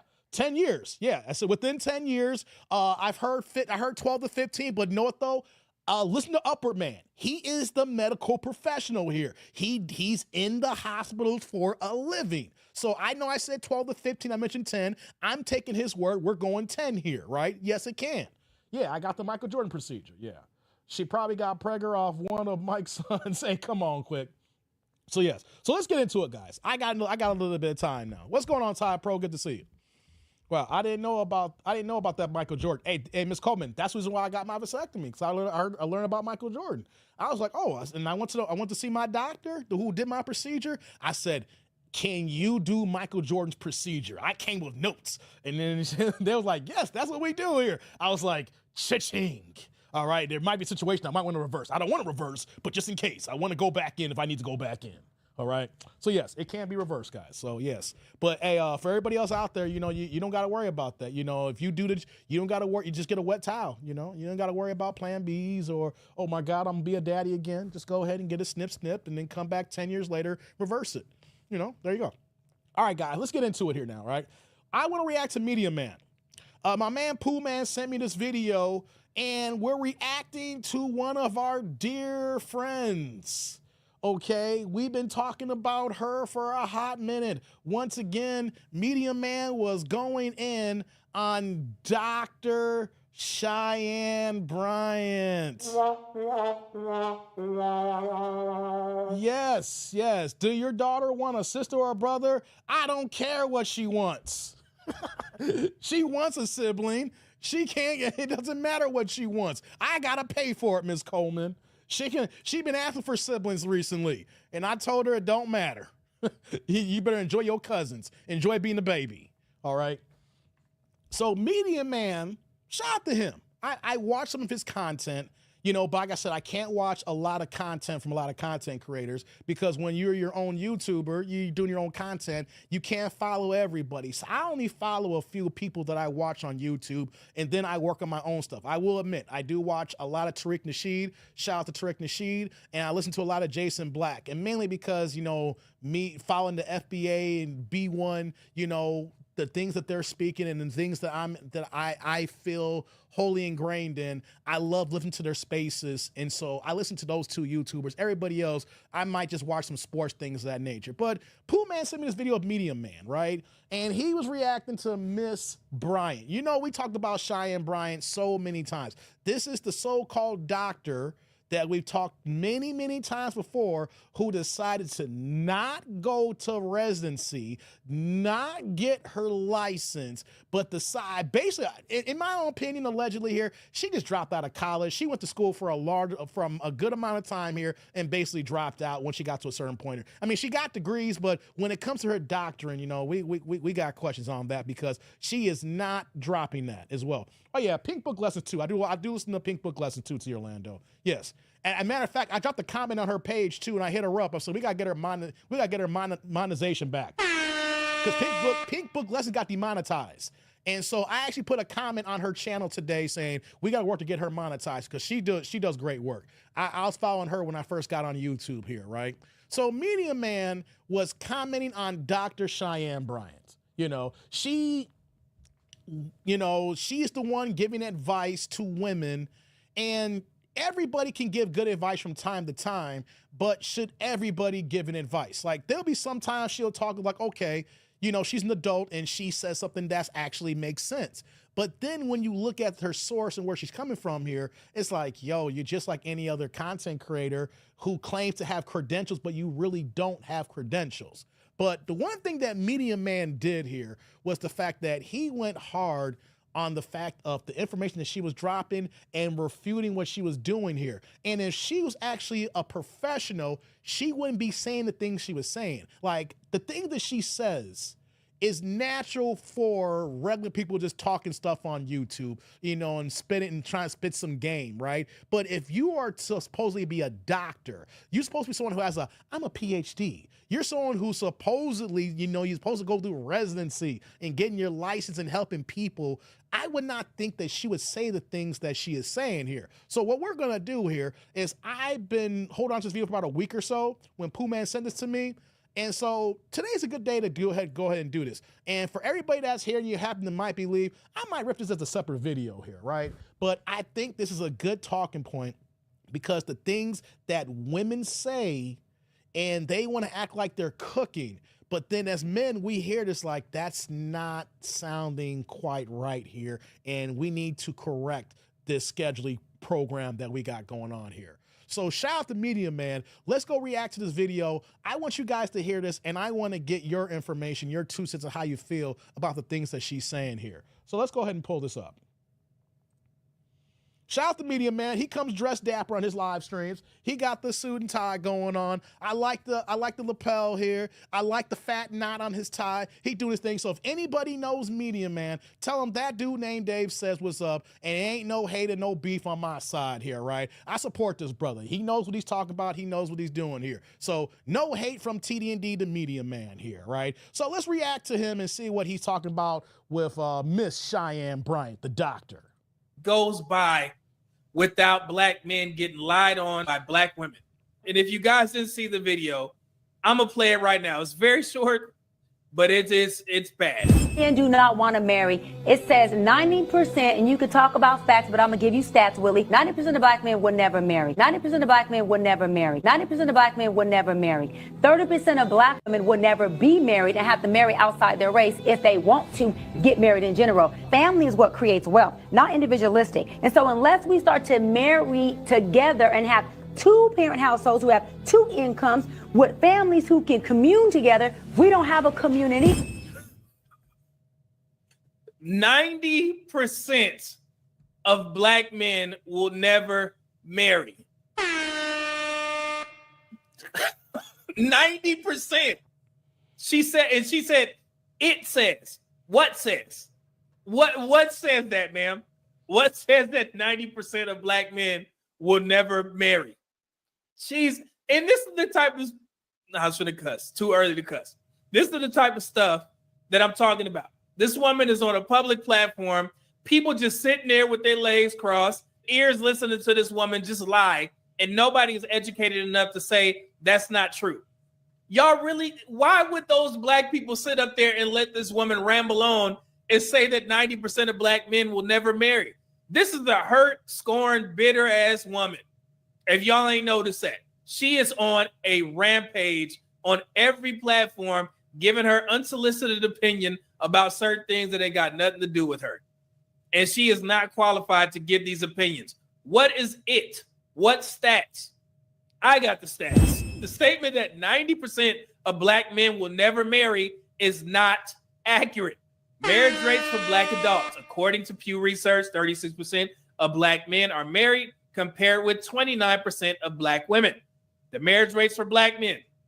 Pew Research Center reports that 55% of black men are unpartnered. Marriage rates for black women are 3 times as likely as white women to never marry. This is what I put under her post. Let's go down here. Of course, I put the references so people can go check them out. The marriage rates for black women, we saw that. And then I put another statistic up there where it says black women are the only group among other races with a number of divorces higher than the marriage rate. And this is from Marriage to Ratio in the U.S. Demographic Variation from Bowling Green State University, 2018 and 2021. Both of their studies from each particular year say the same exact thing. These shares only consider those who married and whose spouses live in the same household. That goes back to my point that was covered by blackdemographics.com by way of the CDC that says that 66% of black men live with their spouse or their first child when they have their first child, and only 41% of black women live with their spouse after they have their first child. Then I also put in there, married black women in turn are more likely than married black men to have a spouse who is also black. 87% versus 79% for black men. Key facts about the nation's 47.9 million black Americans. And of course, I put it on my Instagram page to show you guys where you can look up this stuff if you want to see how many black men and women are living without a partner. They are right here. And then you can also go to Bowling Green State University, and you have that statement right there that I put in there as well. You guys have seen these before. All you got to do is do the research for yourselves. And these are the marriage numbers in total. Black Americans are less likely than other Americans to be married. We already know that we're kind of battling for the bottom. If she wanted to say that black families need to partner, that was perfectly fine. We all say that. We all say that black families, in order to do better, to have 2-income households, we can start building generational wealth like that. But why the shaming towards black men? Let me pause that there.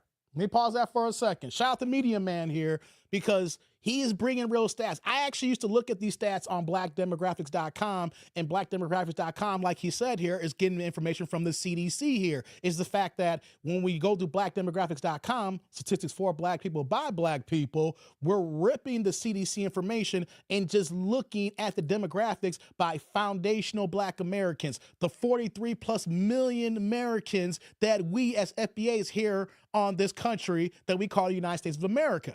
So for her, just to throw out obscure numbers. So if you hear a person say 90%, 95%, right? When you hear someone be emphatic like that, she's basically saying that none of these people will get married. And he makes a great point here when we're talking about how we need to establish black wealth. We need to establish the black household as far as, income and building generational wealth here. And how do we do that? It happens from 2-income households and not just one. Now, I get it. Some of y'all brothers will never get married. I get it. Some of y'all don't want to get down the get down. I get that here. But we're talking about a large collective within the community. With what we got going on here, we know we're at the bottom of the barrel when it comes to statistics for a lot of things here. But for her just to throw out numbers, disrespecting men. Because here's one thing about Cheyenne Bryant that I've been going in on. And I mentioned this on my last live stream when we dedicated to her talking about the situations here. Can somebody who is really not involved in our demographics, can she really give counsel and talk about what we got going on? I gave the example how when I went to therapy over 6-7 years ago, I was dealing with a married white woman here, and she was very good at her job. The problem is when we got into the root of the issues that I was dealing with personally within myself, within my family, and then talking about items within the black community, she could not talk about it because she's a white woman, and she's a white woman here in the Chicagoland suburbs. So she had no insight on this. So much of our sessions, I was constantly informing her. I was constantly giving her game and telling her about the black experience, how black men move, how black women move. But what happens when you have Dr. Cheyenne Bryant, who was in a relationship for 10 years engaged, and saying by year 5, she knew that she was not going to marry that man. She wasted a man's 10 years and never married him. And then the rumor mill, because there's so many people coming out saying that she's not even getting down with men, she's getting down with women, and she has a girlfriend doing a same-sex relationship. Here's the thing. If that's who you love, that's who you love. More power to you, right? Because if you find someone that makes you happy, then go be happy. But can somebody who is in same-sex relationships, if you are a woman-on-woman relationship, or if you're a man and dealing with man-on-man relationships here, can you really speak on the dynamic between black men and black women relationships? And the thing is, how can you, when you've never been married, you don't have any kids, and you have not been through the firestorm to understand what it's like to be married, the ups and downs, the downs and ups that goes along with relationships here? Can you really be a true professional and give sound advice, give sound counsel when you are not living that lifestyle? You may be part of the culture, but are you living a lifestyle that can give sound advice for people who are involved in that? Because same-sex relationships is the minority. And since it's the minority, how is someone from the minority speaking from the majority? And then on top of that, too, to being a professional, How can you give sound counsel when you don't even have the experience? Engagement don't mean a goddamn thing. When you're actually married and then you're living with somebody and you actually have kids, that is a whole different lifestyle where that you have your last name, he has his last name, and at any given time, anybody can jump out the door. That's what we're talking about here with Cheyenne Bryant here. Every once in a while, she may give some good advice regarding black people and black culture here, right? Because that's one thing that we need to increase is black wealth. But can you give advice on relationships if you're not participating in these relationships or have any experience whatsoever? Let's continue with Media Man here. What was the purpose of that? To put out that lying-ass statement. Let's go over this once again, just in case we have some people who are ninja watching and they secretly hate black men. So for all you black women, and yes, I said black women because I seen y'all and Dr. Brian's chat bringing this up. Just understand that only 46% of black men have ever fathered children between the ages of 15 to 49. 61% of black women have ever mothered children between 15 to 49. So that debunks your whole statement that black men are running around, creating all these kids. No kids. 54% for black men, 39% for black women. So that is a 15% difference, which attributes to black women having over 1 million kids between the years of 2015 to 2019. If you guys want to do the research for yourself, please go to the National Center for Health Statistics. It is. Let me pause that there. You see that? National Health Statistics report here. Shout out the Media Man because people always say, go online, go on Google. I'm doing this video here because he did all the homework. He did all the legwork. So shout out to him here. So when people say, well, you're just saying stuff here, what she is doing here, he got receipts and got the information here. So we're bringing this to the masses. Number 179, January 10th, 2023. And it is titled Fertility of Men and Women aged 15 to 49 in the United States. It is a national survey of family growth, and the years are between 2015 to 2019. This is how you share information on social media, not saying it says. It says. And you're supposed to be a doctor, and you're going to say that on this public platform? That's why folks think black people are ignorant, because these are the types of women that our women will look up to and try and throw this false ass information in the black men's face. This is stupid. We run in circles, talking about the same thing. And then I got to come here and be the asshole and disperse the truth. At the end of the day, man, when this platform is gone and I'm gone, I'm going to either be the man who was hated by the black community. I'm going to be the guy that brought the truth to the black community. And that can go either way. I see that now. Okay. So at some point, we gotta start getting more intelligent folks on these platforms and not just saying things just for clickbait. This is stupid. People got better things to do than be sitting here running after some doctor that's saying this foolery. It's insane to me. Stop giving this woman a platform if she gonna say this stuff about black men and not do her research first. But we know how that goes. Everybody chasing a buck. Jesus Christ. So that was just the stupidest thing ever. And it's not only the fact that Dr. Brian is saying that, it's the women that are agreeing with her with no statistics. Black men have to be the only group that you could say anything about us and people will believe it's the gospel. Seriously. Well, that's a fact here. I want to pause there for a second here. We get demonized as black men so much. I actually had a conversation with a woman about a week and a half ago, and her peer review, where she lived in an area that, was not heavily around black people. And then she came to Chicago. So of course she saw two extremes. So she went to an area where wasn't that many black people, but then she was on the west side of Chicago, living in the west side of Chicago. And so we're having this conversation and just demonizing men. And I'm trying to explain to her, it's like, what you're seeing is true. You probably been around some of the degenerates of our society, but what you're around is not all black men. And then she was trying to go in so hard saying, these are black men. I'm like, no, am I that kind of black man? You see, and then the thing is, she used to live on the west side of Chicago. That was not really a good side of the west side of Chicago. So you're dealing with the hood. And then you lived in the area where there weren't that many black people. But whenever people talk about black men, it's always the worst of the worst. And we're always defending ourselves. And when we defend ourselves, people look like we're crazy. It's like, dude, Dave, you really can't believe this is true. Hell yeah, I think it's true, because you want to believe media takeouts. You want to believe the shade room. You want to believe all these janky ass websites, right? But here's the thing with these websites: who run them? Who operates them? You say, Dave, black people run them. Yes and no. They're not foundational black Americans.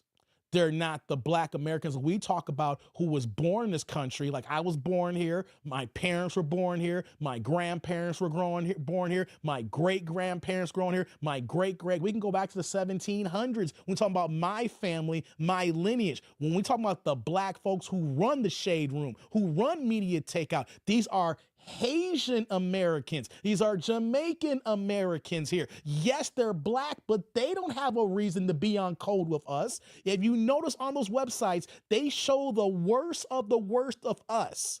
But then when you see other black cultures, you will see Nigerian marriages and looking how good and festive the marriage is, or you will see all these big things that's going on in these other cultures. But when it comes to foundational black Americans, what do they show? They show our degeneracy here. The thing is, do we have degeneracy in our culture? Hell yes. Every culture does. Chinese has their bad apples. White people got their bad apples. Puerto Ricans got their bad apples. Mexicans got their bad apples. Venezuelans got their bad apples. Everybody's got their bad apples. But the website that we think that is being run by foundational black Americans or black Americans, they're not run by us. They have a purpose to show the worst of us. So then when they show their side, they're showing the best to delineate. They're showing what, hey, look at these African Americans here. They're the worst, they're the scum. Where that I've even had conversations with some of my best friends, and then they would come out and say, Dave, can't you see this here? And then it got to a point, it's like, who runs these sites here? Why are we always showing the worst of ourselves here? We're not showing it. It's propaganda to make us look worse. I'm not saying we're not doing these things here. The thing is, if all you show is the worst of us, then that's all people think that they think of us here. And that is what Dr.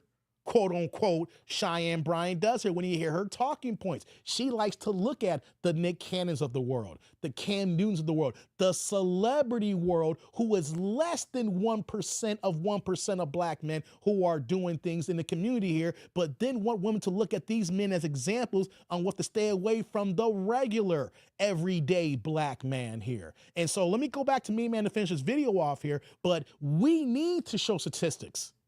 We need to show stats. We need to showcase all black men are not degenerates. The CDC, along with blackdemographics.com, showcase 54% of black men are single and childless. So you can't say that's over half of black men. So if over half of black men don't have kids, then we know there's only a small amount of men who is making all the kids. So over half the community don't have any kids, but somehow we're all baby daddies. Somehow we're degenerates. Somehow we're no good niggas, okay? But that's not the case, because when she say 90%, what do women think? All these men are bad. All these black men are doing wrong. All these black men are degenerates here. When in actuality, over half don't even have any kids. So the situation is, we need to combat this here because of women like her who are bitter, who are scorned, who are maybe living an alternative lifestyle, who date women who are feminists and then want to look down at us to big up them here. And we got to combat that here because we got to stop this deluge of bringing down the black man, our foundational black brothers here. Let's continue. You could go out there and say, man, the reason why black men ain't in their kids' lives is because they on the corner shooting dice. Be like, yeah, I seen this other black man. He was out.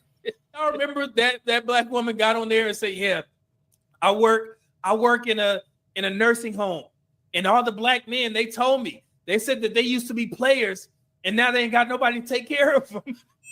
Hospitals and these statistics, actually, the nurses will tell you that the people who die alone are men. I don't care what anybody has to say about what I'm about to say, because in my almost 20 years as a nurse, the most bitter, angry, nasty, rude patients are middle-aged to old black men that have never been married. Middle-aged black men. I don't know if it's because they feel like they never had a woman that loved them or took care of them. And a lot of them, here's what happened. They was a player. I'm an old Mac from way back. One of the original players from the Himalaya. There was a whole, they had lots of the girl that got away, and now when they old and used up and sick, don't nobody want them. Now you mad at the world, but when you had some good ones, you ain't do them right. But those are the most difficult patients. A notable exception was men who were black, indigenous, or people of color who participated in more group activities than white men. What? Particularly games and religious services. They also organize their own social activities more frequently. BIPOC men, however, describe relying on family members more frequently than white men, with several providing rich descriptions of the gifts, i.e. the cell phone, and visits their families provided. I'm laughing, but it's just so funny. And she got on TikTok and she said that, and every black woman was like, yeah, my grandpa was in, it was more black men, in the nursing homes, and they dying alone, girl. Yeah, I worked there too. They told me they used to be players and pimps, and they said they had good women. But now they're here and nobody visits them. Shout out to Media Man. That's the end of the video there. I wanted to play that. Shout out to Pooh Man who sent me that video when Media Man dropped that. I think he dropped like a week and a half ago, give or take here, right? And I'm glad that he put them stats there and he did the screen work and everything. So if you guys want to check that out, I tell everybody too, if you get the opportunity, go to blackdemographics.com and then you can drill down that website and look at all the statistics for black men and black women, different age groups, marriages, things of that nature. Because we need to stop the propaganda that black men are the worst of the worst. Like, we need to end this because we're not all doing bad. But what happens is we have social media. We have Hollywood and TV and things of that nature. And the bitter man-hating women here who want to throw out any kind of number saying 90% of men will do this. And then they say, it says, like you saw in her video, it says, what does it say, doctor? Where does it say? Because Median Man, and of course, I've spoken this, I haven't done it recently, but if you go to my first year on YouTube, I heavily went to statistics when we talk about the black marriage rates and the black homes and the things we were talking about here. The word to say that 90% of men are moving like this here. You see, when you hear people throw an obscure number out there, ask them where they get their information from. You know, you just can't just throw anything out there and say, oh, this is what it is and this is what it'll be here. No. People, we need to take control of our image. And black women, we need your help too as well, especially ones in the chat here, because some of y'all are raising black boys, black sons. And say what you want here. Do you want your son to grow up to be a man and have to deal all the evils and ills, the pressures of this world that we current black men are dealing with right now? Or will you be part of the solution to say, ladies, this ain't it here. Maybe because you dealt with Nug Nug. Maybe because you dealt with Pookie and Ray Ray. Maybe you should take some accountability for yourself here. Maybe, just maybe, you knew that man was a red flag and you still chose him. And now that you're having a tough lot in life here, you want to blame all men for the bad choice that you made in this one man. And that is the problem that women are doing. They make a decision on one man they dated, or of course, when we see in our community here, they'll have 2 or 3 baby daddies. So they'll make a proclamation on 2 or 3 men and say that's all of black men. All of them. But in actuality, when you look at their background there, and it's like, well, what's up with your guy here? And he's like, he already had a couple of baby mamas, a couple of kids before she got with him. Like, girl, that was a red flag anyway. How you gonna blame all black men when this dude was no good anyway? You knew this guy didn't have a job. You knew this man was up to no good. You knew he wasn't taking care of his responsibilities anyway. Or let's say that he didn't have any kids, but he didn't have a well-to-do job. He didn't have that spine or backbone. He wasn't doing enough to be the man that you want him to be, but he did that thing that you like well here, right? There's got to be accountability because we are adults. And as men, we have to be accountable when we choose a bad woman. It's because we are adults and we have our eyes wide open here. And as soon as we see red flags, it is up to us to say, hey, you know what? This ain't working for me here. Either you got to change or I got to go. And if you know that she ain't going to change, you ain't got to ask that question. You got to go and find somebody better here, right? The same thing for ladies here. You get scorned, you get beat down by your previous experiences, and then you say, all black men are this way here. And you know what happens? All races, all cultures, all nationalities hear you guys say that here, and then we get demonized. So when black men like me go out to the streets, go out into the world, and then they see me and it's like, oh my God, you're different. You don't talk like them. What the hell are you talking about? I'm black just like anybody else here. I talk like any black man who has some sense in his head and has responsibilities here. The problem is people don't want to be accountable for their past issues and want to blame a whole sector because you didn't do right. And then the fact that she is supposedly a professional. She is supposed to be a doctor. Women are looking up to her and she is giving bad information. She's giving bad advice. And then she's not even living up to her own words. Okay, how are you able to give sound, concrete advice when you don't have your own family? How can somebody help people get to families when you don't have your own family itself and you don't even have the track record to maintain your own family? It's one thing to speak good things to people. It's one thing to act like an authoritative figure. And then you're trying to say, this is right and this is what's going on here. And so what she is doing, whether she realizes it or not, is creating more bitter, more scorned women that's saying, that's right, I knew that's the case here. These men ain't ish. And then we're going to keep moving like this here, right? So what are we to do? We come with facts. We come with information. We combat the propaganda. And then we tell you, black ladies, do you really think that all of us are bad? Do you really think that all black men are the worst? Is your daddy the worst of the worst here? Is your brother the worst here? Is your cousins the worst here? We know, though, as black people, we got big families. Some of us do. My mom comes from a family of 15 brothers and sisters, a family of 16. So do you know how many cousins I have in my mom's side of the family alone?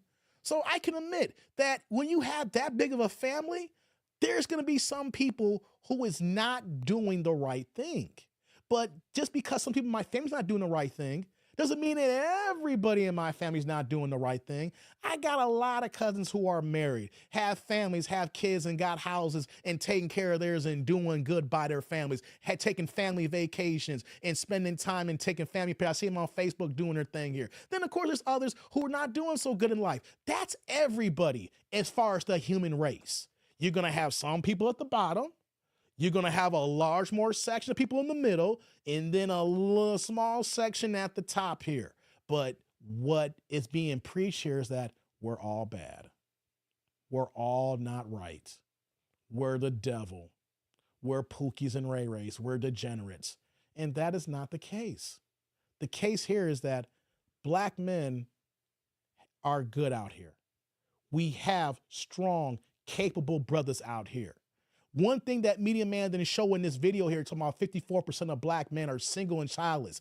Then you take that number, 65% of that group is in the middle class. So all these black men who are single and childless are not brokies. They're not destitute. We're talking middle class here. And then, of course, I understand when we get to a higher number, it's going to be a small number when we talk about the 1%, but that's all cultures. When we talk about when men make 75,000 more black men, only 7% of black men make this here, right? But the fact is that there are so many single black men who do not have any kids. But the pictures being painted here is that we're all Pookies and Ray Rays. We're all baby daddies. We all got a gang of kids by a gang of baby mamas, which is the opposite. Over half of us don't even have kids. What we have here is 54% of black men who don't have kids. Then was broken down in blackdemographics.com, or look at the CDC, roughly about 30% of black men who are married have kids. So you're looking at that 54 to that 30, that gets you to 84%. And then the 16%, the lower low, the degenerates of our class is the one making all the babies with all the women here. We literally got women, you can see it on Oprah's own channel. They have several shows there where you'll see one guy have 21 baby mamas. One man had 21 baby mamas, okay? You don't think that is the problem, the man? Or is it the women who all know about each other and they're still sleeping with that one man? Okay, I know I gave you that one example. There's been multiple shows on Oprah's own channel that is looking at one man who got 15 baby mamas, or he got 25 baby mamas. But the question is, why are these women laying down with this degenerate one man? If anything, when I bring up the example of the 21 women to the one man, we need to be looking at the 21 women who made the decision to lie down with this kind of guy here, and then want to complain when child support is only giving them $4 a month because you can only spend child support so far when he got 21 baby mamas and over 30 kids. The problem is that we need to end the satire. We need to end the propaganda. We need to end all the stigma that goes on with black men saying that the majority of us are bad and no good. No, that's not it here. The media paints us as bad and no good. You know why? Because if the media showcase that black men who we are and what we know we're capable of, the powers that be would be so goddamn scared, because they know that when a black man has a plan, is able to do what he wants to do, other cultures are scared and wither in their boots. They look up to us. We are only 14% of the percentage of the United States here, but why is it that we influence all the culture? Why is that when it comes to music, we are the influence? When it comes to sports, we are the influence. When it comes to entertainment, we are the influence. And when we get access to education in the certain areas of work here, we do excel here. Look at all of our forefathers when we look back at the 1800s, 1900s, especially when we came out of slavery. We had so many of our black families become wealthy and millionaires. The only problem, though, is that the white supremacy came and saw how good we were doing and just went ahead and destroyed what we were trying to do here. So we're constantly rebuilding, even though we're starting from behind the starting line here, because the powers that be knows that if we had the same opportunities and less propaganda, they would be in trouble because knowing what we can accomplish. But the thing is, we're not trying to take over the world. We just want to live our lives. And because of that, we need to stop with these so-called experts like Dr. Cheyenne Bryant, who does not have a pulse. She is scorned. She is hurt. And the thing is, she wants more women to be like her, which is, hey, if you down for the rainbow class, love is love. But ladies, if you love men here, we need you to love us back. We need your support to love us back and to do what's right. And what's right is to stop all this hate speech, okay? And you stop this hate speech because a lot of y'all got black men. And if you know you're not married, you got black baby daddies. And you know you wouldn't turn them in for the world because your kids wouldn't be here without them.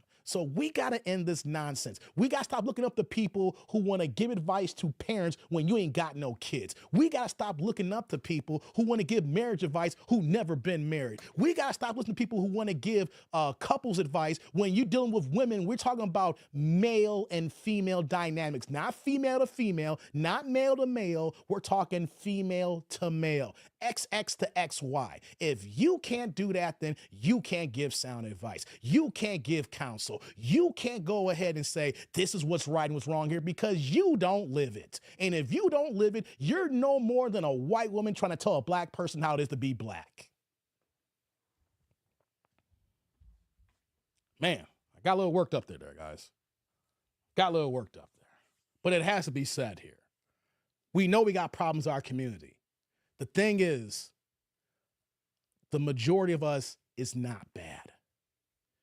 It's what society paints us out to be, because the dominant society knows if we come with our black unity, they know how we're going to move. Man, oh man.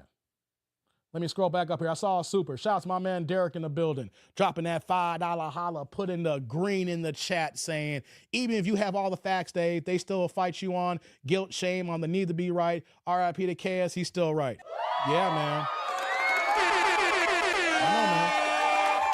That's why we got to start now, one by one. Hey, brother Derek. Salud. Thank you for the holla. I appreciate you, man. Thank you, thank you, thank you. Right back at you with that super. I appreciate that, bro. Thank you for dropping that holla, man. Let me go back to the chat to see what y'all was saying while I was talking here. You know? Hold on here. Sheila says that. I see. Okay. So I've been married for 21 years now, and nothing that these bitter idiots spew online characterize my experience. Exactly, Upper Man. I hear you. You know? Shout out to all the beautiful married couples, says Miss Coleman. Shout out to you. Brent says, oh, and my wife is FBI also. D. Ramsey stated this before, that the criteria to avoid adult failure is to complete high school, marry early, primarily for the ladies, no children till marriage. Exactly, man. Exactly. Thank you, Upper Man. She says, I understand, Dave, like me, since I'm Puerto Rican, they assume I'm spicy, argumentative, when I'm the opposite. I'm boring. I hear you, girl. Yeah, well, unfortunately, I have daddy issues, and then I'm the only child, so I don't have any brothers, but the cousins in my family are good men. I hear that. Okay. Let me scroll up here. And it says, just going down here. Shout out to you, George. Yeah. Yes. Oh, here, that's what I'm looking at here. My StreamYard's going slow here. Shout out to MOP. He dropping another $2 holla, putting that blue and chase at 2 more hours. Nah, man, I can't do 2 more hours. Man. I can't do 2 more hours. That's my first day back. Hey, man, salud. Thank you for the holla, man. I appreciate you. Thank you, thank you, thank you. And right back at you with that blue, man. Let me acknowledge you over here. Nah, I can't do that now. I can't do 2 more hours. That'd be a 6-hour live stream. I got to work in the morning. I still got the plantation job too, man. I still got my career. Like, you got to remember, I'm not a full-time YouTuber. See, if I was a full-time YouTuber, then you would see me every day, all the time. I'll probably have like 2 shows during the day, multiple videos drop and stuff like that, but I can't do that. Hey, what's going on, Cheyenne, Ms. Walker? Yeah, we still up in here. We going on 4 hours. Yeah, we've been here for a minute. Yeah. So I wanted to do that last video with Medium Man here. Shout out to my man Pooh Man for dropping that over to me, because that was, I've been doing a lot of content on Cheyenne Bryant. And my thing is, if she was somebody who just came out and said like, yo, I just want to be a social media personality, I want to be a life coach and things of that nature, cool, do you? There's a whole bunch of life coaches. I've even mentioned, I've seen 25-year-olds trying to be a life coach, and I think that is some goddamn bullshit. But hey, it's YouTube. Anybody can do what they want to do, right? But when you come with the title of doctor, that comes with responsibility. And then when you're spewing ill information there, we gonna check that here. We've already broke down her credentials to showcase how you call yourself a doctor when you move this way here. And now we're hearing the rhetoric even more that showcase, are you really a doctor? Because if you was a professional, you would not just be throwing numbers out your ass here. A life coach can say whatever the hell they want. It's like, yo, you just call yourself a life coach. You can say what you want here. When you are a doctor, that comes with responsibility. And if you're going to be callous with your responsibility, then you're the worst goddamn doctor there is, and no one should be checking for you. But the fact that you don't have a residency, never got your license, and all the other stuff that we talked about in previous live streams, you just another nigga talking. I said it. Because what she's spewing is hate speech right now. 90% of men will never do this. No, what are you talking about? Your situations with men in the past has got you scorned, so now you're demonizing all men. And we're not going to allow that here. We're not going to allow that here. So, let's see, Urban, let's see y'all talking here. Wait, the other Cheyenne. What do you have to Cheyenne? Okay, what's going on, y'all? My name was highlighted, WTF. Yeah. Okay, guys. I'm about to get out of here, y'all. We've been here almost for 4 hours. I don't know if I got any more. Yeah, we're talking about Cheyenne Bryant. No, we're not talking about you, Cheyenne Walker. We're talking about Doctor, the quote-unquote doctor. Okay, that's what we're talking about. We're not talking about you, girl. No. You good. We're talking about the fake doctor who out here, starting stuff. She's saying what she's saying here. But no, we're not talking about you. It's all good. But I'm gonna get out of here, guys. We're knocking on 4 hours. So I appreciate everybody checking me out here, man. We kind of back from the norovirus. Like I said, I was out for 2 weeks. My whole family had the norovirus, and then I caught it. Then of course I took a few days because of the holidays. I said I wasn't gonna live stream or do any videos. No, I can't do 1 more hour. No, I got work to do, brother. But shout out to everybody that was here. Shout out to everybody who dropped the supers. I didn't see if I had any cash apps. Hold on. Let me double check I ain't got any cash apps, man. No cash apps today. Okay, I just want to make sure I didn't miss any cash apps.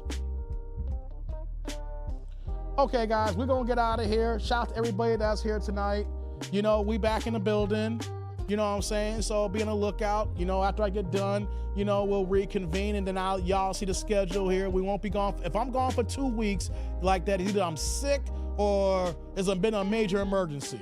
But shout out to everybody that came in here, all the super chats, all the love, all the comments here and things of that nature. So I appreciate everybody for coming through. We gonna call the night here. Shout out to the replay gang, shout out to the Ninja Watchers, and more importantly, shout out to the AIC, the tribe members, and also shout out to my FBA brothers and sisters, the B1 in the house here. We're doing the work here, and we're gonna get it going here. But on that note, guys, I'm that dude named Dave, and I'm out of here. Deuces.